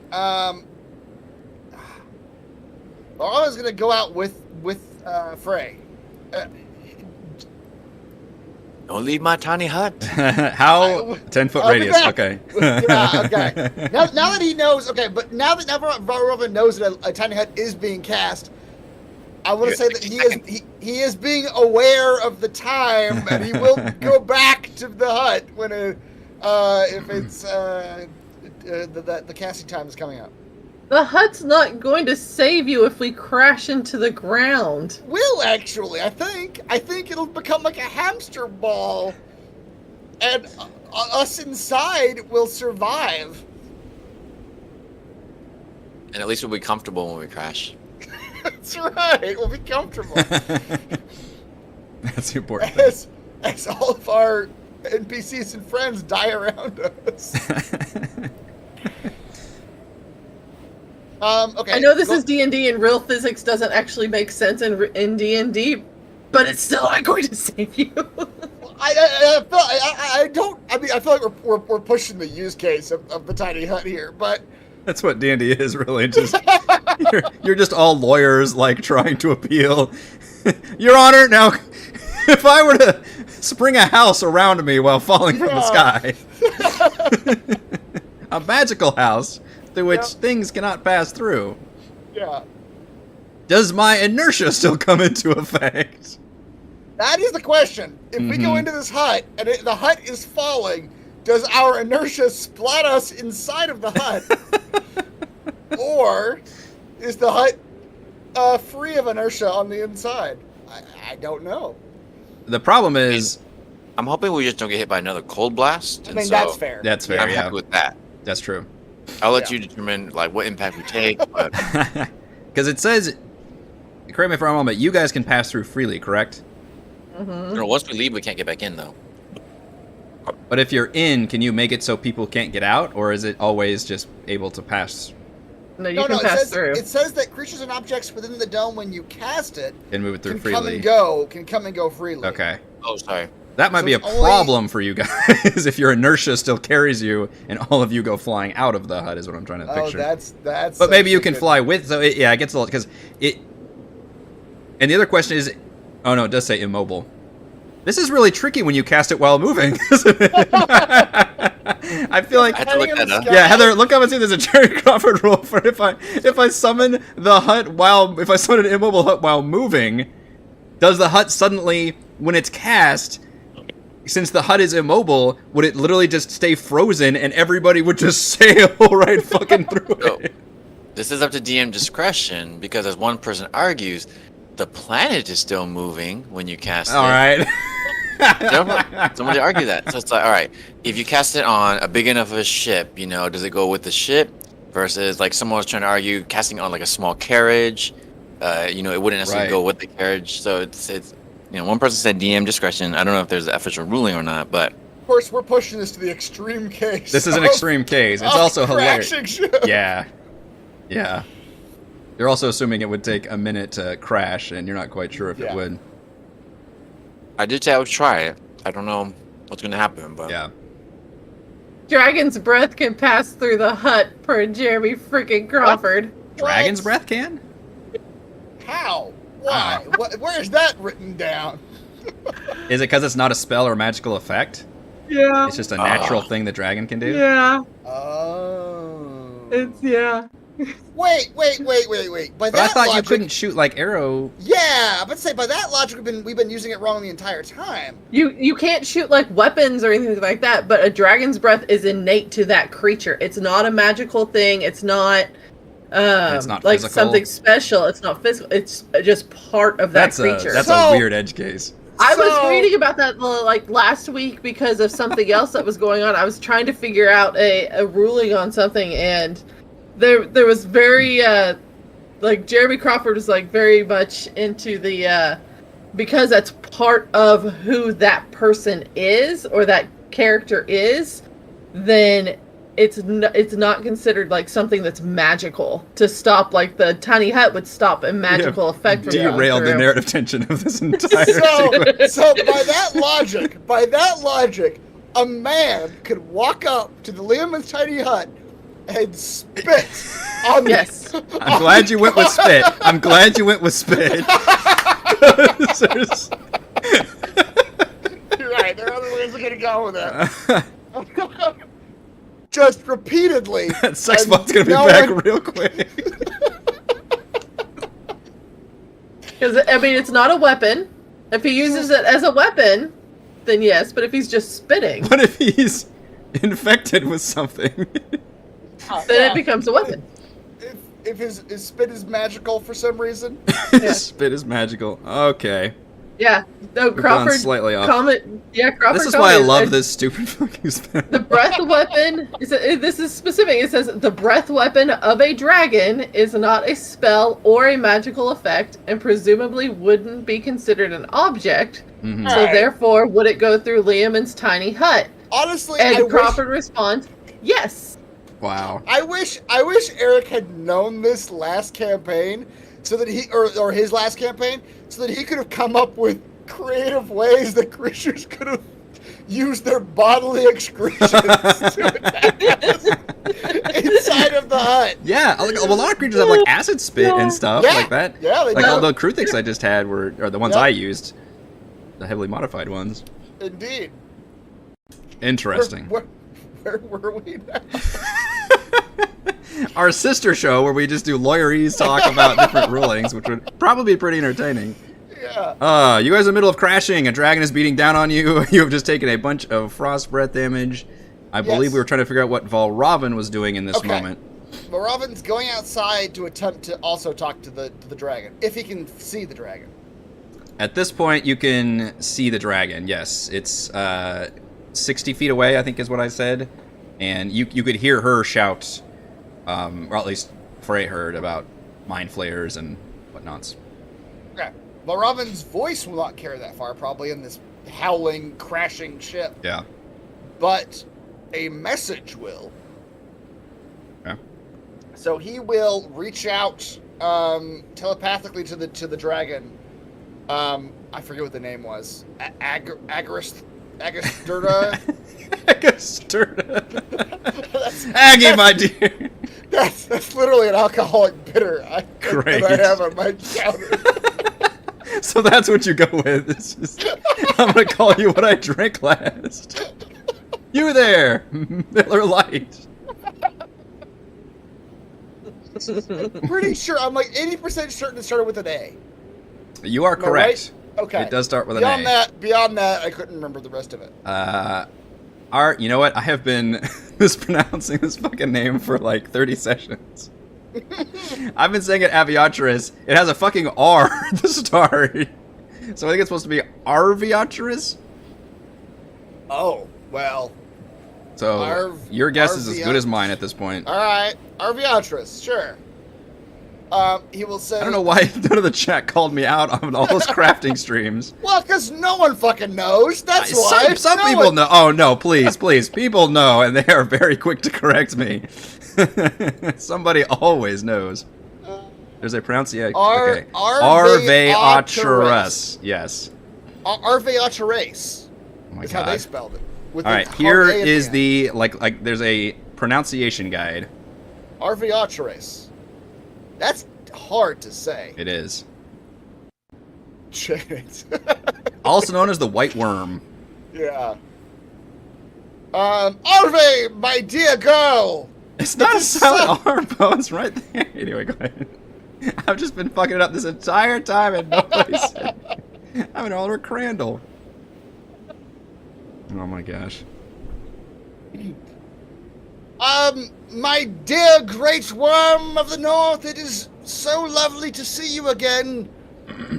I have such stories to tell you from the last time we met, which, by the way, I would like to remind the DM,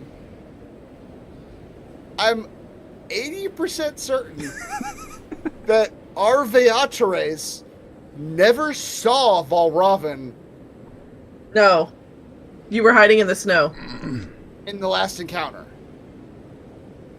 That Yes. might be Yeah. true. He was. It is true. He teleported out of the ship. He was hiding with all the magic items back behind the ship That for a cowardly while. plan does sound like I had literally buried myself. I buried myself in snow. That may be true. I think it was Edmund and Thimbleweed that pulled off like Yeah. the diplomacy con at first, Yeah. and then later I think it was Frey and somebody else that did it. Ian Thimbleweed. Okay, that was a very complicated. it string was. of I should have events reviewed there. it, but I did not. But you may But be yes. correct. She may have never actually interacted or even seen you.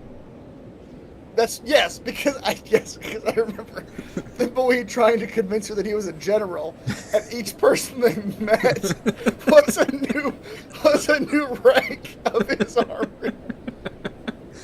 I Yep. remember that as well. All right. Yeah. So he will act as if she hasn't seen him since the last time they saw, which was when he told her a story, I think, and she went off and he was gonna tell her some more stories. It's like he'll say, I have such stories to tell you. One of which of how me and some other denizens of the north here, some of which I believe you have met, captured this nautiloid vessel from the dreaded, what are they called? Cephalopods? No, mind flayers. She called them mind flayers. Yeah. From Illithids, the mind dreaded- flayers, Ceramorphs. Yeah.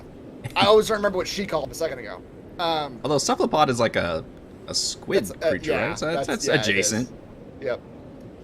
From the dreaded mind flayers that you seek to destroy.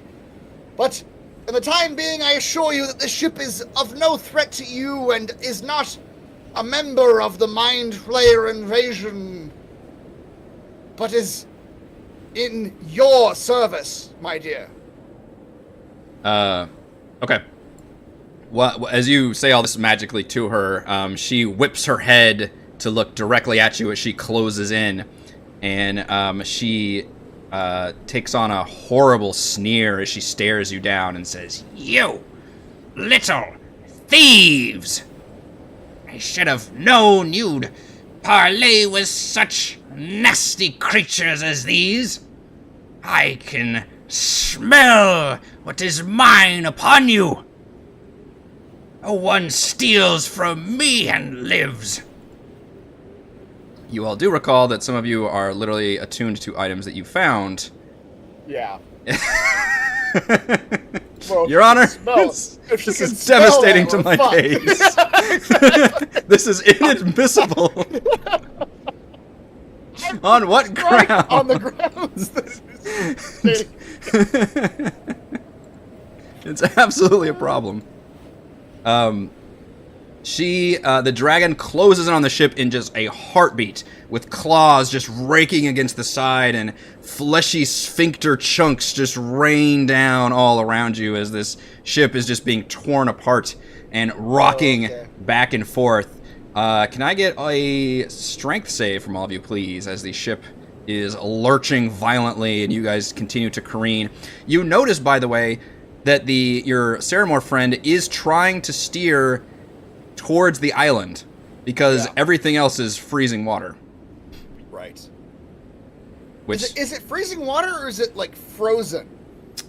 no, it's not frozen. It's still an Okay. ocean. It's an ocean. So there are chunks of frozen icebergs, I guess, in it, like various sizes, but it is still very much a ocean, yeah.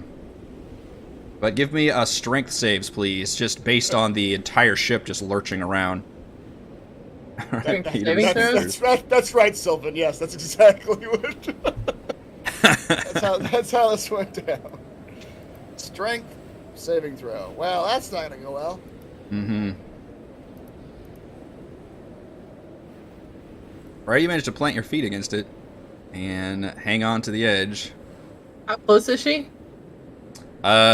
She is coming. She's going to be coming very close momentarily after we get these saves done.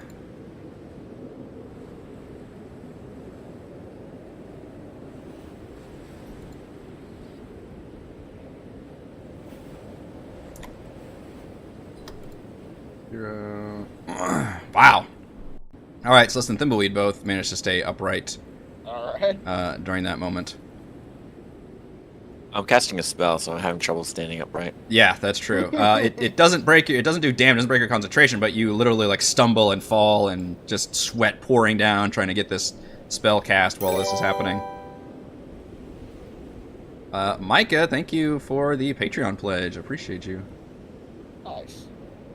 Enjoy me raining hell down upon the players with a dragon. Yeah, that's always fun. Something Yeah. Eric loves to do too. I just Yeah. like to do it. Just you know what I like to do? Fuck our ship. Yeah, you know what I love is when You've done it before. I love the beginning of the session where you're like, you know what, I'm gonna work with the Ceramorph, we're gonna get somewhere, we're gonna Yes! establish this whole thing, and I'm thinking like, this is a And you're great going idea. Like, yeah, but But I have plans for this. don't devote too much energy. Don't to this devote too much venture. energy. The dragon obviously does not land on this mid-crashing ship. She just flies, but she definitely gets close enough to begin striking at some of you that are especially out there trying to chat with her, and she seems royally pissed off. First of all, she unleashes her frightful presence. Wait, hold on. Do we not? Well, I guess. We have still not formally initiative at this moment. Okay. But it's like We're when do we in- get to act between her things. Yeah, I'm trying to do the best I can, but I'm trying to avoid putting you guys in formal initiative for now. Okay. But I'm trying to give Keep you a attacking like, us. you do something, she does something, you do something, she does something kind of a deal. I didn't get a chance to talk to her. That's true. Val Robin kind of came out and then she just screamed back, but you have a feeling she would have the same response. Yeah. Technically, I don't have any of your shit. I need wisdom saves. Each dragon is 120 feet of the dragon and aware of it. Are we all aware? We are all aware of it. Yep. This is just her Shit. presence alone is gonna make you scared. I'm real scared. Oh, you're real scared. Despite your prostrations, when she gets close, Frey, you are very aware of her massive, I will massive use size. my lucky and try again. Oh yeah, good point. I'm still scared. Yeah. Yeah. 2. 16. And as are your companions. I think everybody is affected, which means you have the frightened condition. I mean, this is a terrifying situation. yeah, like, let's be honest. Mechanically, you're frightened, but also you guys are just absolutely terrified of this. Yeah, the ship crashing alone is very terrifying. I can't stress that enough. Like, it is just wind whipping past your face. Like, yeah, you're having to try and have a conversation, but it's like literally you're careening and crashing down. The Ceramorph is just shouting. Thank Yep. you turn that wind sound down, though. It's like really loud. Sure. Thank you. I bet I will. That will You fade. can also, I think you might be able to control the volume on your end too. Yeah. Mine's not that loud. I but- tried. It wouldn't let me. Oh yeah. Oh, my bad. Yeah, you guys should be. Yeah, able I to can turn see that. it playing. I can't turn the volume down on it. If you go to what is it? the gear, and then go to audio and video. There's a Uh-huh. master music volume level. Oh, Mine's at like 60%. Yeah, that might help. oh, sweet Yeah. bliss. Oh my Yeah, god, that has been just Sorry, yeah, pounding that's- in my ears. I already yeah. mentioned it once before and Mine's you didn't at- do anything. Mine's at half volume. Chat is saying that as a halfling, you have advantage on being frightened. That's what I'm looking for. I think I do. I don't think we've ever used this before. Poison resistance. She's so big. Yeah, I'm very scary. I don't know if you had the same token last time or not, but this is a very big token. I can't remember if I've actually used the actual token, but yeah. Yeah. She's very big. Very, very big. So the frightful presence, and then she will come in to, basically she does flyby. She never lands, and her reach is such that she never stays within 5-foot melee range. So she kind of does a flyby and does some damage with her attacks.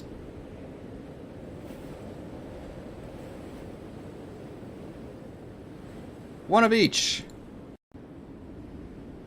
So her claws raked against the ship.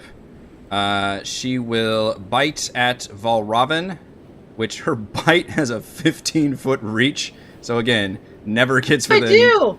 I have advantage on saving throws against being frightened. Okay. Yeah. So I'm brave. you already used your... I use my lucky. Yep. So that reset that one so I can roll it one more time and see what I get. I think so, yeah. That should be the... Yeah, no, Okay. it's still good. Still a +0. Guys, it's a plus. Wiz is not my strength here. Yeah. It's not set to auto roll. Okay. Alright, so this bite attack is to Valravn. It's a 27 hit, my good man. I don't know. It's 18 piercing plus 5 cold damage as her very maw is just has that like dry ice look just fuming out of it. Well, the cold is halved because I got my fur coat on. That's still 20 total. Which came from her treasure hoard. I didn't realize yes. that. Oh shit! From my notes. So I'm literally wearing. She's this trying to giant like fur grab. coat? Yeah. It's your fur coat and Thimbleweed's magic bow were both from her thing. So yeah, she is. This really does put a dent in my argument when I walk out to talk to her, just dressed in this dressed in the stuff that you stole from her. Hi there. Yep. And then this tail attack, which has a 20-foot reach, is for Frey. Yeah, that hits. 22 for 13 bludgeoning. And again, she's just doing these flybys, and she's now another probably, I don't know, 25 feet away, and she can easily match pace with this ship as it continues to crash. Now you guys see that the island is in full view. You guys are getting real close. You feel like because Valravn, thanks to your healing of the Stereomorph, he's doing a pretty good job of navigating you all. You think at this point you will at least crash into the island versus into the sea, but you think it's going to be pretty imminent. What do you all do now? Edmund, you're gonna if you want to try to get that spell off, you're gonna have to keep casting it for this stage, is what I'm calling it. But you could change plans if you want to. Yeah, if I like suck it back up, can I take it back? Now that I've learned that Dragon Breath is innate. I will allow that, yes, since it takes a whole minute to cast. Casting it. Right, yeah, I would not make you expend it, yeah.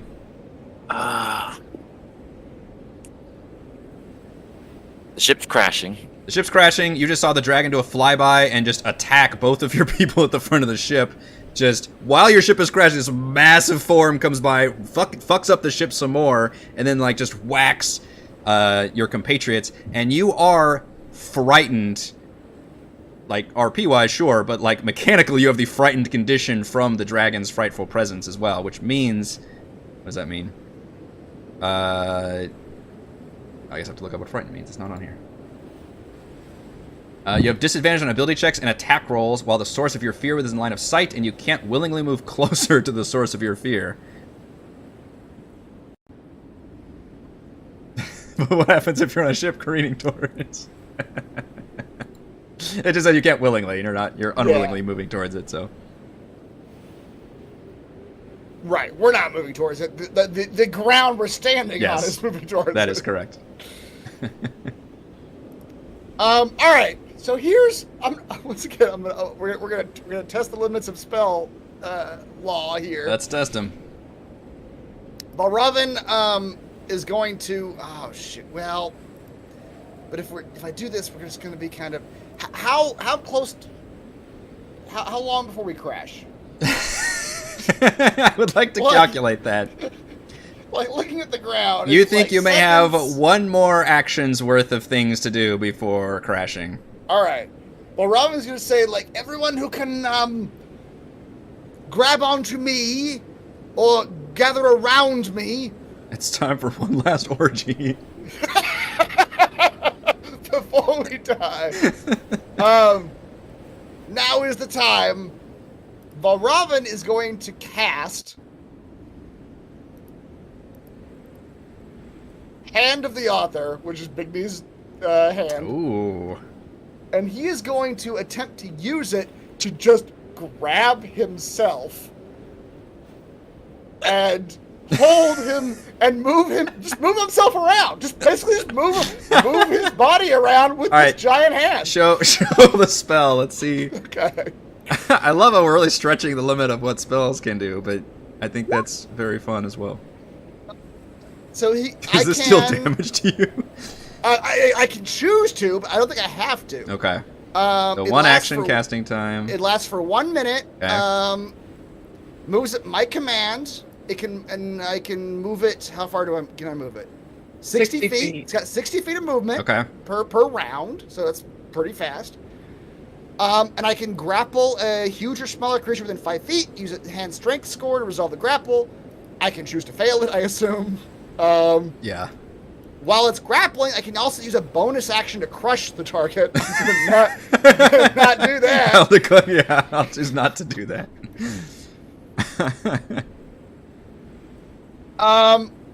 Yeah, but I'm just gonna have it gently caress my body and its giant grip, and bring me down with the ship, but not crash, not die. When Right. the ship crashes into the ground, and whoever's happening to grab onto me or grab onto the hand can do that too. Well, the interesting thing is, so if this is again a tricky situation where we're casting a thing while the ship is crashing. Mm-hmm. So immediately it would, correct me if I'm wrong, once the hand grabs you, it's not moving with the ship. It's just suspended in air, right? Mm-hmm. Sure. So you would therefore be suspended in air. So so you're going like this. You do a hand that suspends in air, so it goes, right? Yeah. Basically, yeah. Okay. And then I can move it 60 feet if I wanted to. But Okay. Otherwise, yeah, that's basically what's happening. Yes. It's like plucking me out of the moving thing. Okay. I mean, the way I don't know. The way D&D initiative goes, that technically everybody's going at the same time. Yeah, So and it's not like I'm leaving my teammates right. No, behind when it does I'm not this. going to make you. I'm just trying to picture how it's going to work. I will say if everybody wants to jump on, they'll need to do it for their. They'll need to do it this Like right stage. now. Yeah. Yeah. Because I'm about to leave the ship behind. I'd like to montage my action as well. Go ahead. What do you want to do? I'm going to start charging my beam cannon. Okay. And then, as we get close, I'm going to jump out the ship, but I have my winged boots.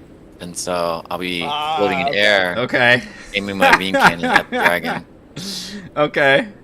This is what I was That's hoping true. for. Just get all some badass, like, high-level spell shenanigans shit going on. Yannick is right. Edmund can fly. Yeah. Celeste can fall slowly. Thimbleweed can hover. Yes. So, and I'm being I'm being grabbed by a hand. Yeah. Now, what are you doing, Frank? well, before we get to that one real quick, I haven't been doing Celeste or Thimbleweed. We've been kind of montaging them in the background, which is fine. Do you think either one of them would want to or have the wherewithal to rescue or be mindful of any of your NPCs? Just throwing that out there. Oh, yeah. I They're personally dead. don't care. I'm willing to kill them all, but for you guys, I mean, we're about to lose our ship, so keeping the Mind Flayer isn't really mean much. That's a good point. Like, the Mind Flayer can go down with the ship. and unfortunately we have to. You guys have to make that decision for them, but Yeah. I will allow them through all of your collective decision making to determine if they would do any of that. I mean, okay, so who's left? The cooks are dead, right? Cooks died from the frost breath for sure. Yeah. There's Dazan. As far as you know, I don't know if you guys were even aware of what happened in the other, because everybody was kind of spread out in areas, and Warwer was locked up somewhere. Oh, yeah. And then Dazan is the only one that you're not. He might have. Let's just say he's not in the room at the moment, but you have not seen him since this happened. Okay. I know I told you, mechanically he is down and unconscious, but technically you guys aren't aware of that information. Right, so we wouldn't even be able. I feel like at this point, I mean, I don't know about Thimbleweed or Celeste. Like the but I feel chat like is at also weighing in on what they would do. Yeah, I feel like at this point, like this, we're in like a serious, like a Yes. plane crash Yes. situation. I don't know if anybody would have the wherewithal to like save their fellow. Fantastic. No, I mean, I don't even mean that from a morality perspective. I just mean that from like a chaos perspective. Like, we're in a fucking airplane that's crashing to the ground. Yes. I don't know if we would have the, like, I don't know. That's why I asked. I don't know.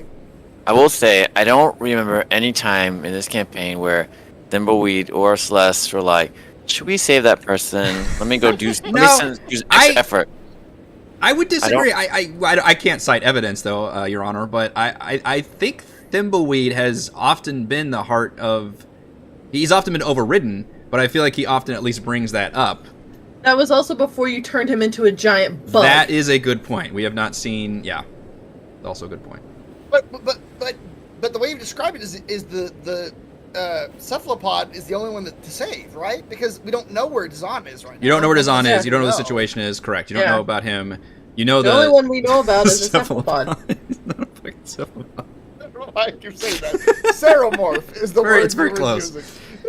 It's probably very insulting, like if I called you like apes or something. Like apes, Yeah. like primates. Yeah. Yeah, Fucking one of them might cephalopod. save the Squid Man. I'd say it'd probably be Celeste more than... Again, Thimbleweed. I am perfectly willing to kill everybody. I don't want to force y'all's hand, but I'm just putting it out there that I feel like role play wise, if we don't know where Dazan's at, we're not gonna be able to spend the time to find him. Okay. Like Yeah. the ship is fucking crashing. Yeah. We're just, if we can save anyone around us, great. If we can't, then That'll teach him. to So help yeah, us. maybe Celeste like grabs the little gnome squid. Do you think as she she's- would? The one that abducted? I don't know if we that's ever a good fully question. resolved her feelings about Well, that. Yeah, that's And- true. Fortunately, she's But not she here to could- resolve them. But She could, or Thimbleweed could. So one Yeah. of the two would probably do it, you think so? right? I don't know. think so. Hard to We're say. gonna say yes. Or he could jump onto my hand. Try to save himself. Yeah, Oh yeah. that's always an funny. option too. Okay, so yeah, remind me what everybody's. Oh, and Frey. Okay, let's go to Frey. Frey, what are you gonna do? Well, I was going. So, how close to the ground are we? I was gonna say you could rage and just fucking impact like a crater. Just scream at the ground. Just- Come at me! The ship just comes and the camera just her face just. I mean, we've established that if you're raging, you can't die at least once. Yeah, Yep. and you take half of whatever happens to you, so it's Not Yeah. whatever happens, but well, a lot of Well, it. well, gravity probably. I feel like most of what's about to happen is physical damage. So That is fair. How close Although to the she's ground not, are we? she's not raging yet. I will say that. that's I am not, but it is a bonus action, so whatever. I would say at this stage you probably have, let's say it's a cool 120 feet to the ground at this frozen moment in time. Well, You think you will reach there in the end of this stage? the second. my plan was seeing everybody else do their thing, trying to judge it to where you're about 20, 30 feet above the ground, she just jumps and activates her Boots of the Wind I was rune. thinking like a falling elevator. Like if I jump at the last moment. She goes, I've always wanted to test this. She just,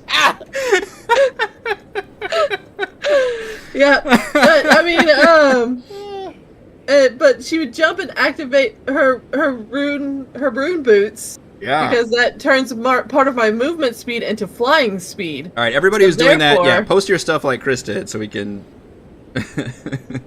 see all this shit in action. Yeah, so This is a good chance for me to show off all your fancy shit. yep.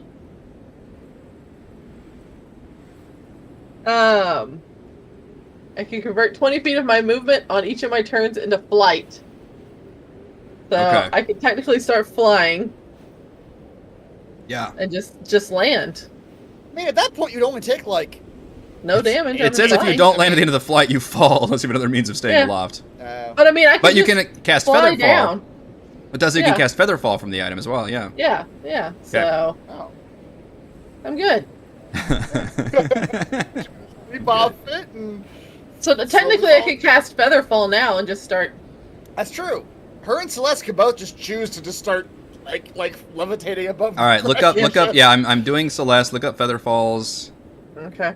So Celeste's thing is you use a reaction when you fall to reduce any falling damage you take by an amount equal to 5 times your monk level, which means she can reduce damage by 55. Is that correct?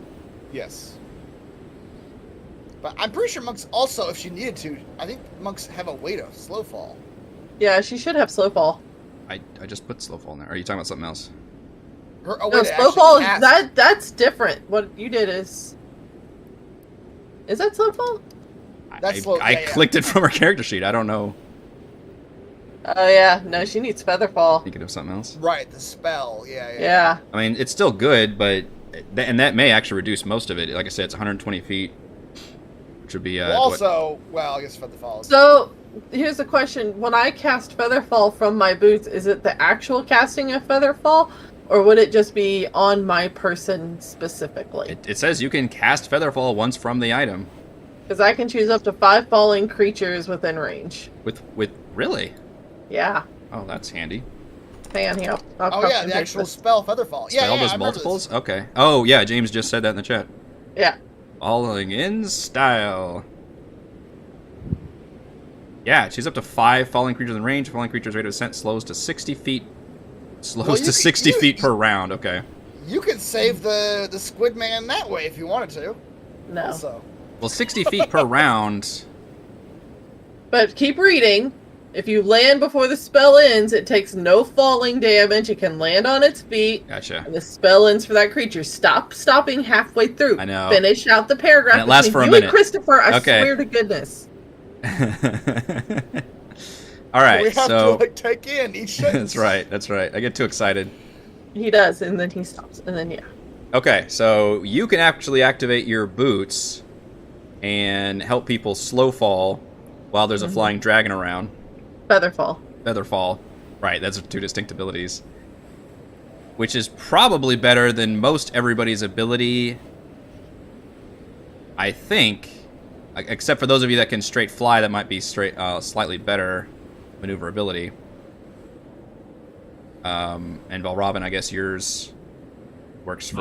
I'm just got a 60 move speed, a 60 fly speed at this Yeah, point. so yours is actually a little That's better because my- you can... Yeah, so the slow fall doesn't allow you to fly. It just...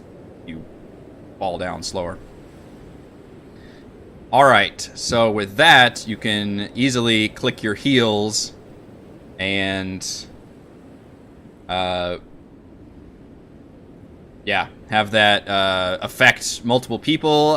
So Valrobin, you've got the Big B's hand closed around you. As soon as it does, do you want to start moving the hand, or do you just want to leave it up there and watch the ship crash? I want to go down as soon as possible. Okay. Like, I don't want to... I feel like if I floated in the air, I'm just dragon bait at that point. So, yeah, just in the air instead of the let's- water, but yeah. yeah. So let's I'm like gonna go down towards the ship or Okay. where the crash is about to happen. Try as to just quick as move I at can. speed, yeah. Yep. Yeah. That's got to feel awful, by the way. You're in freezing air, and you don't have like a motorcycle helmet or astronaut gear or anything. It's just like like with his hand around you. In my eyes. I got this nice jacket though. This coat is doing Oh, she's work, so angry. but- She's so angry about this. Yeah, and if you guys choose, then yes, Celeste can grab that Saramore friend, rip him out of the Spelljammer helm, and grab him out of there. Yeah. So with that, with all of your various flying method, and Edmund, do you want to also kind of go with the ship generally, or do you want to do a different direction or thing? Since I think you have straight up flight, I guess. Yeah, I'll be like, I can't go as quickly. I think I have a flight speed like 10 or something, but I do want to get to the ground. It doesn't have gaseous form. What's that? Didn't somebody have gaseous form? Yeah, I have that too. If he needs to pull that out, yeah. Yeah, if I need to. Yeah. Frey's just kicked back at this point and it's just slow falling. Okay.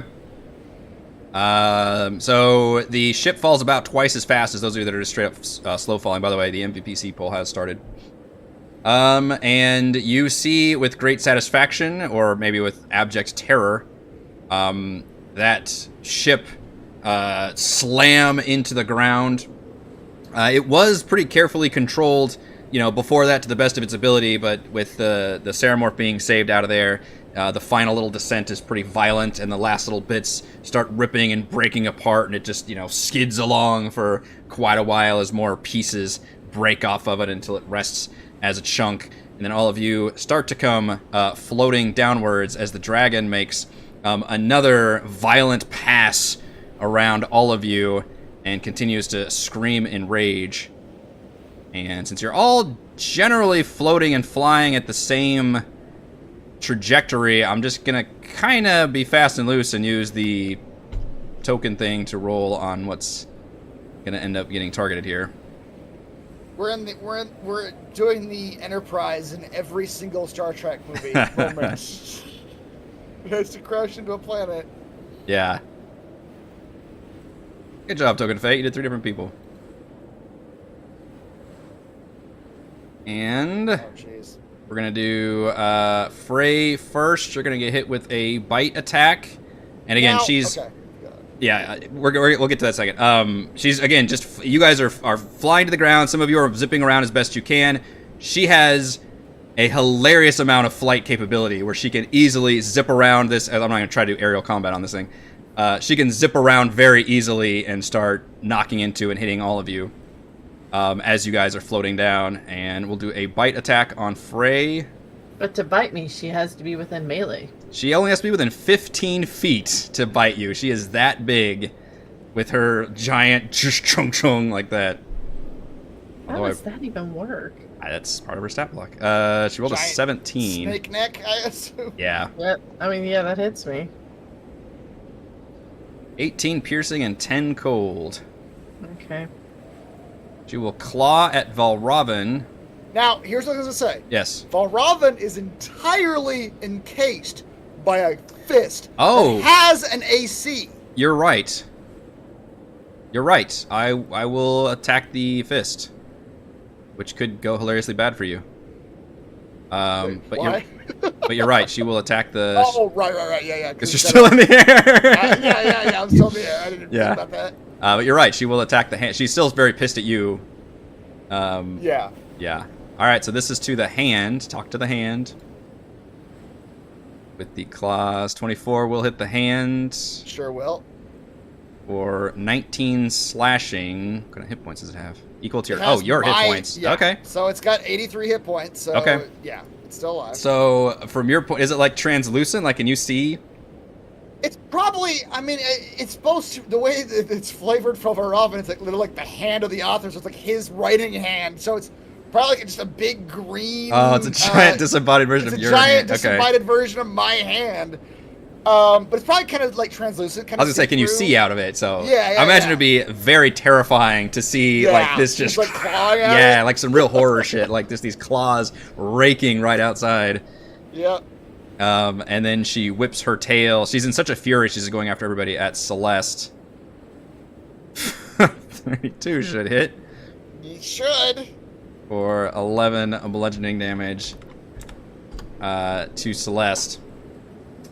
As you all float down to the ground, and she lands and snarls at all of you, and looks like she's, and you're landing like various. I guess I assume you land. I didn't mean to misspeak. Are you guys still wanting to be in the air, or? I mean, honestly, some of you are slow falling, so you don't really have a choice, I guess, in the matter. Yeah. You are gonna, but some of you do have controlled flight. Valravn and Edmund mainly. If I can fly 60 feet away, then you just see Valravn just fuck right off. That hand just like zips sideways. Zips away. She can't attack us all if we split up. Yep. I mean, I've got no choice. I'm just coming straight down. Some of you that are slow falling, you just end up coming down, kind of not super close to the ship, but relatively. Basically, it's only Celeste and I who have no choice on where we land. We Okay. have to go straight down. Everyone else has a choice on where they land. Okay. Edmund, do you care one way or the other?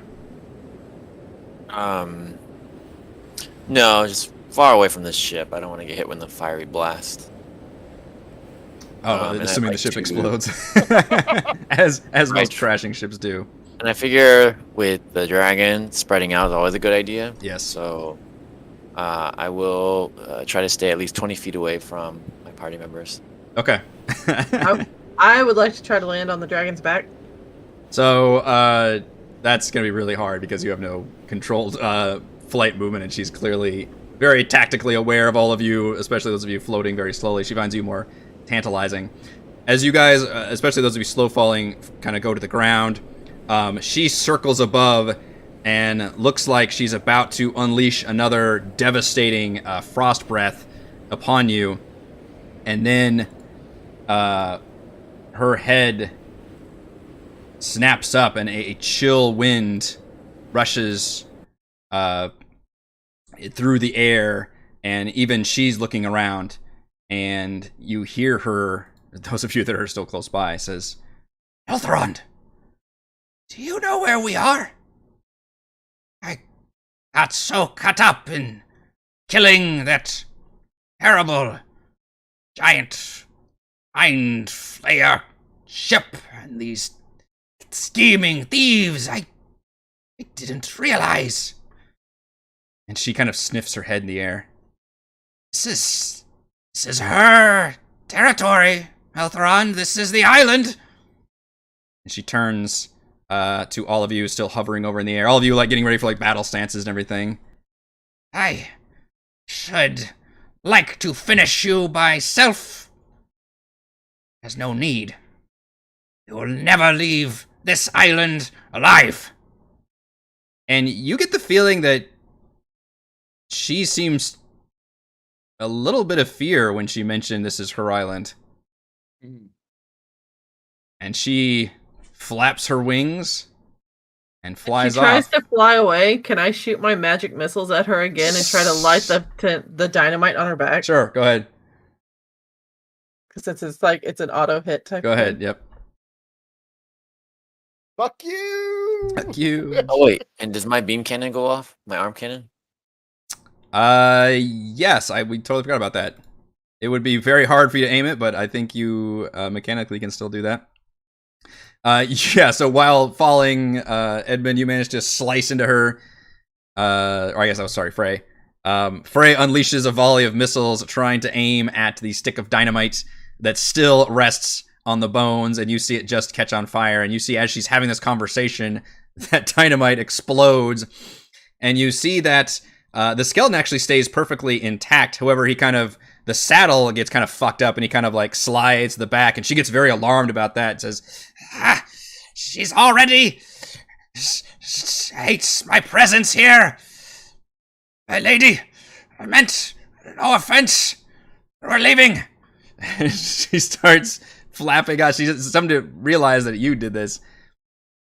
And she flaps and flies Like away. to use that moment of hesitation to Yeah. take aim and fire. Go ahead. I love it. Just I'm trying to get this incredibly powerful NPC out of here, and you guys are like, "No, damn it, we want to die." Well, I mean, the I beam just cannon's wanted like, to piss her off as she was leaving. Yeah. Yeah, we already know she's leaving. It's now Yep. just insult, Yeah. just like fuck you. What are you gonna do? Nana, nana? Yeah. Yep. because you said I can, change direction at the last minute. Yes, you last can. second, Yep, so at the I end of will the aim round. at her and 8d6 lightning damage. Go ahead. What the hell? Wow, that was really bad damage. Wow. Yeah. You guys make a deck save. Oh my gosh. All right, you unleash this lightning, and it's your worst performance yet. And then she Yeah, it makes the is. save, dodges out of the way, and thinks it's literally just more of the Frostmaiden like punishing her. It's like when I'm floating in the air, the force to shoot the beam kind of like spins me out of Mm-hmm. the direction It's hard to and guess. just like whips her. Yep, in mid fall. And then while she leaves and you all stare at the wreckage of your Nautiloid and the island that you are now upon, is where we are going to end this session. Lovely. Well, Robin, you are the MVPC. All right. Roll that beautiful bean footage. Potion of greater healing. I will always take that. Yep, you grab one last thing out of the ship Yeah, that's right. before it goes down. You find Azan's body, and he had it cradled in his chest. Oh, yeah. So, according to you all, Celeste saved the Ceramorph, who's now sadly just looking at the wreckage of the ship. But apparently the other NPCs have all been killed. All right. Whoever was what, locked in a room, so we didn't even Yep. have a chance No. to... Let's seem to have it. And we didn't know where Dazan was either. So, yeah, they just burned up in the ship. Son of a bitch DM just wanting to, like you said, clean slate here. Including the airship. All right, that is all the time we have for this week's session of Rime of the Frostbane. Thank you to Chris, Heather, and Raymond for Chris, Heather, and Raymond for playing. Thank you to our wonderful fans for 3 watching. times. You know what? I'm going to thank Chris again. Thank you, Chris. 4 times. I'll take it. Shoutouts to Platinum patrons Joe, Will, Thomas, Stan, William, I'm Loud, Brandon, Genocider, David, Eclectic Roleplayer Roll, Christopher, Brian, William, David, Jammin' Clams, Corey, Koa, 1337, Jacob, Eric, and Kyle. And gold patrons RPG, Papercrafts, Pretty Boy, and Yuma, Marcus, Dead Lizard Lounge, Sam, Lumpy Spuds, Jerome, Nathan, Fast Like a Tortoise, Scott, Humanoid Size, Sphincter, Stephanie, Refus, and Carolyn. And Micah, I think, just joined during the stream. Thank you all very much for your support. We're live streaming our D&D adventures every week, and we will see you next time. Happy music. Happy music. The ship has crashed. Ah. All right. I like the way this turned out. I'm excited for Cross-Eyed Chat now. You might have different opinions, and I'm interested to hear them. I'm not doing anything next stream until we have a short rest. What we need, the lesson we all need to learn is that when Eric the DM gives you a traveling vessel, don't get attached. He is going to take it That is the away lesson.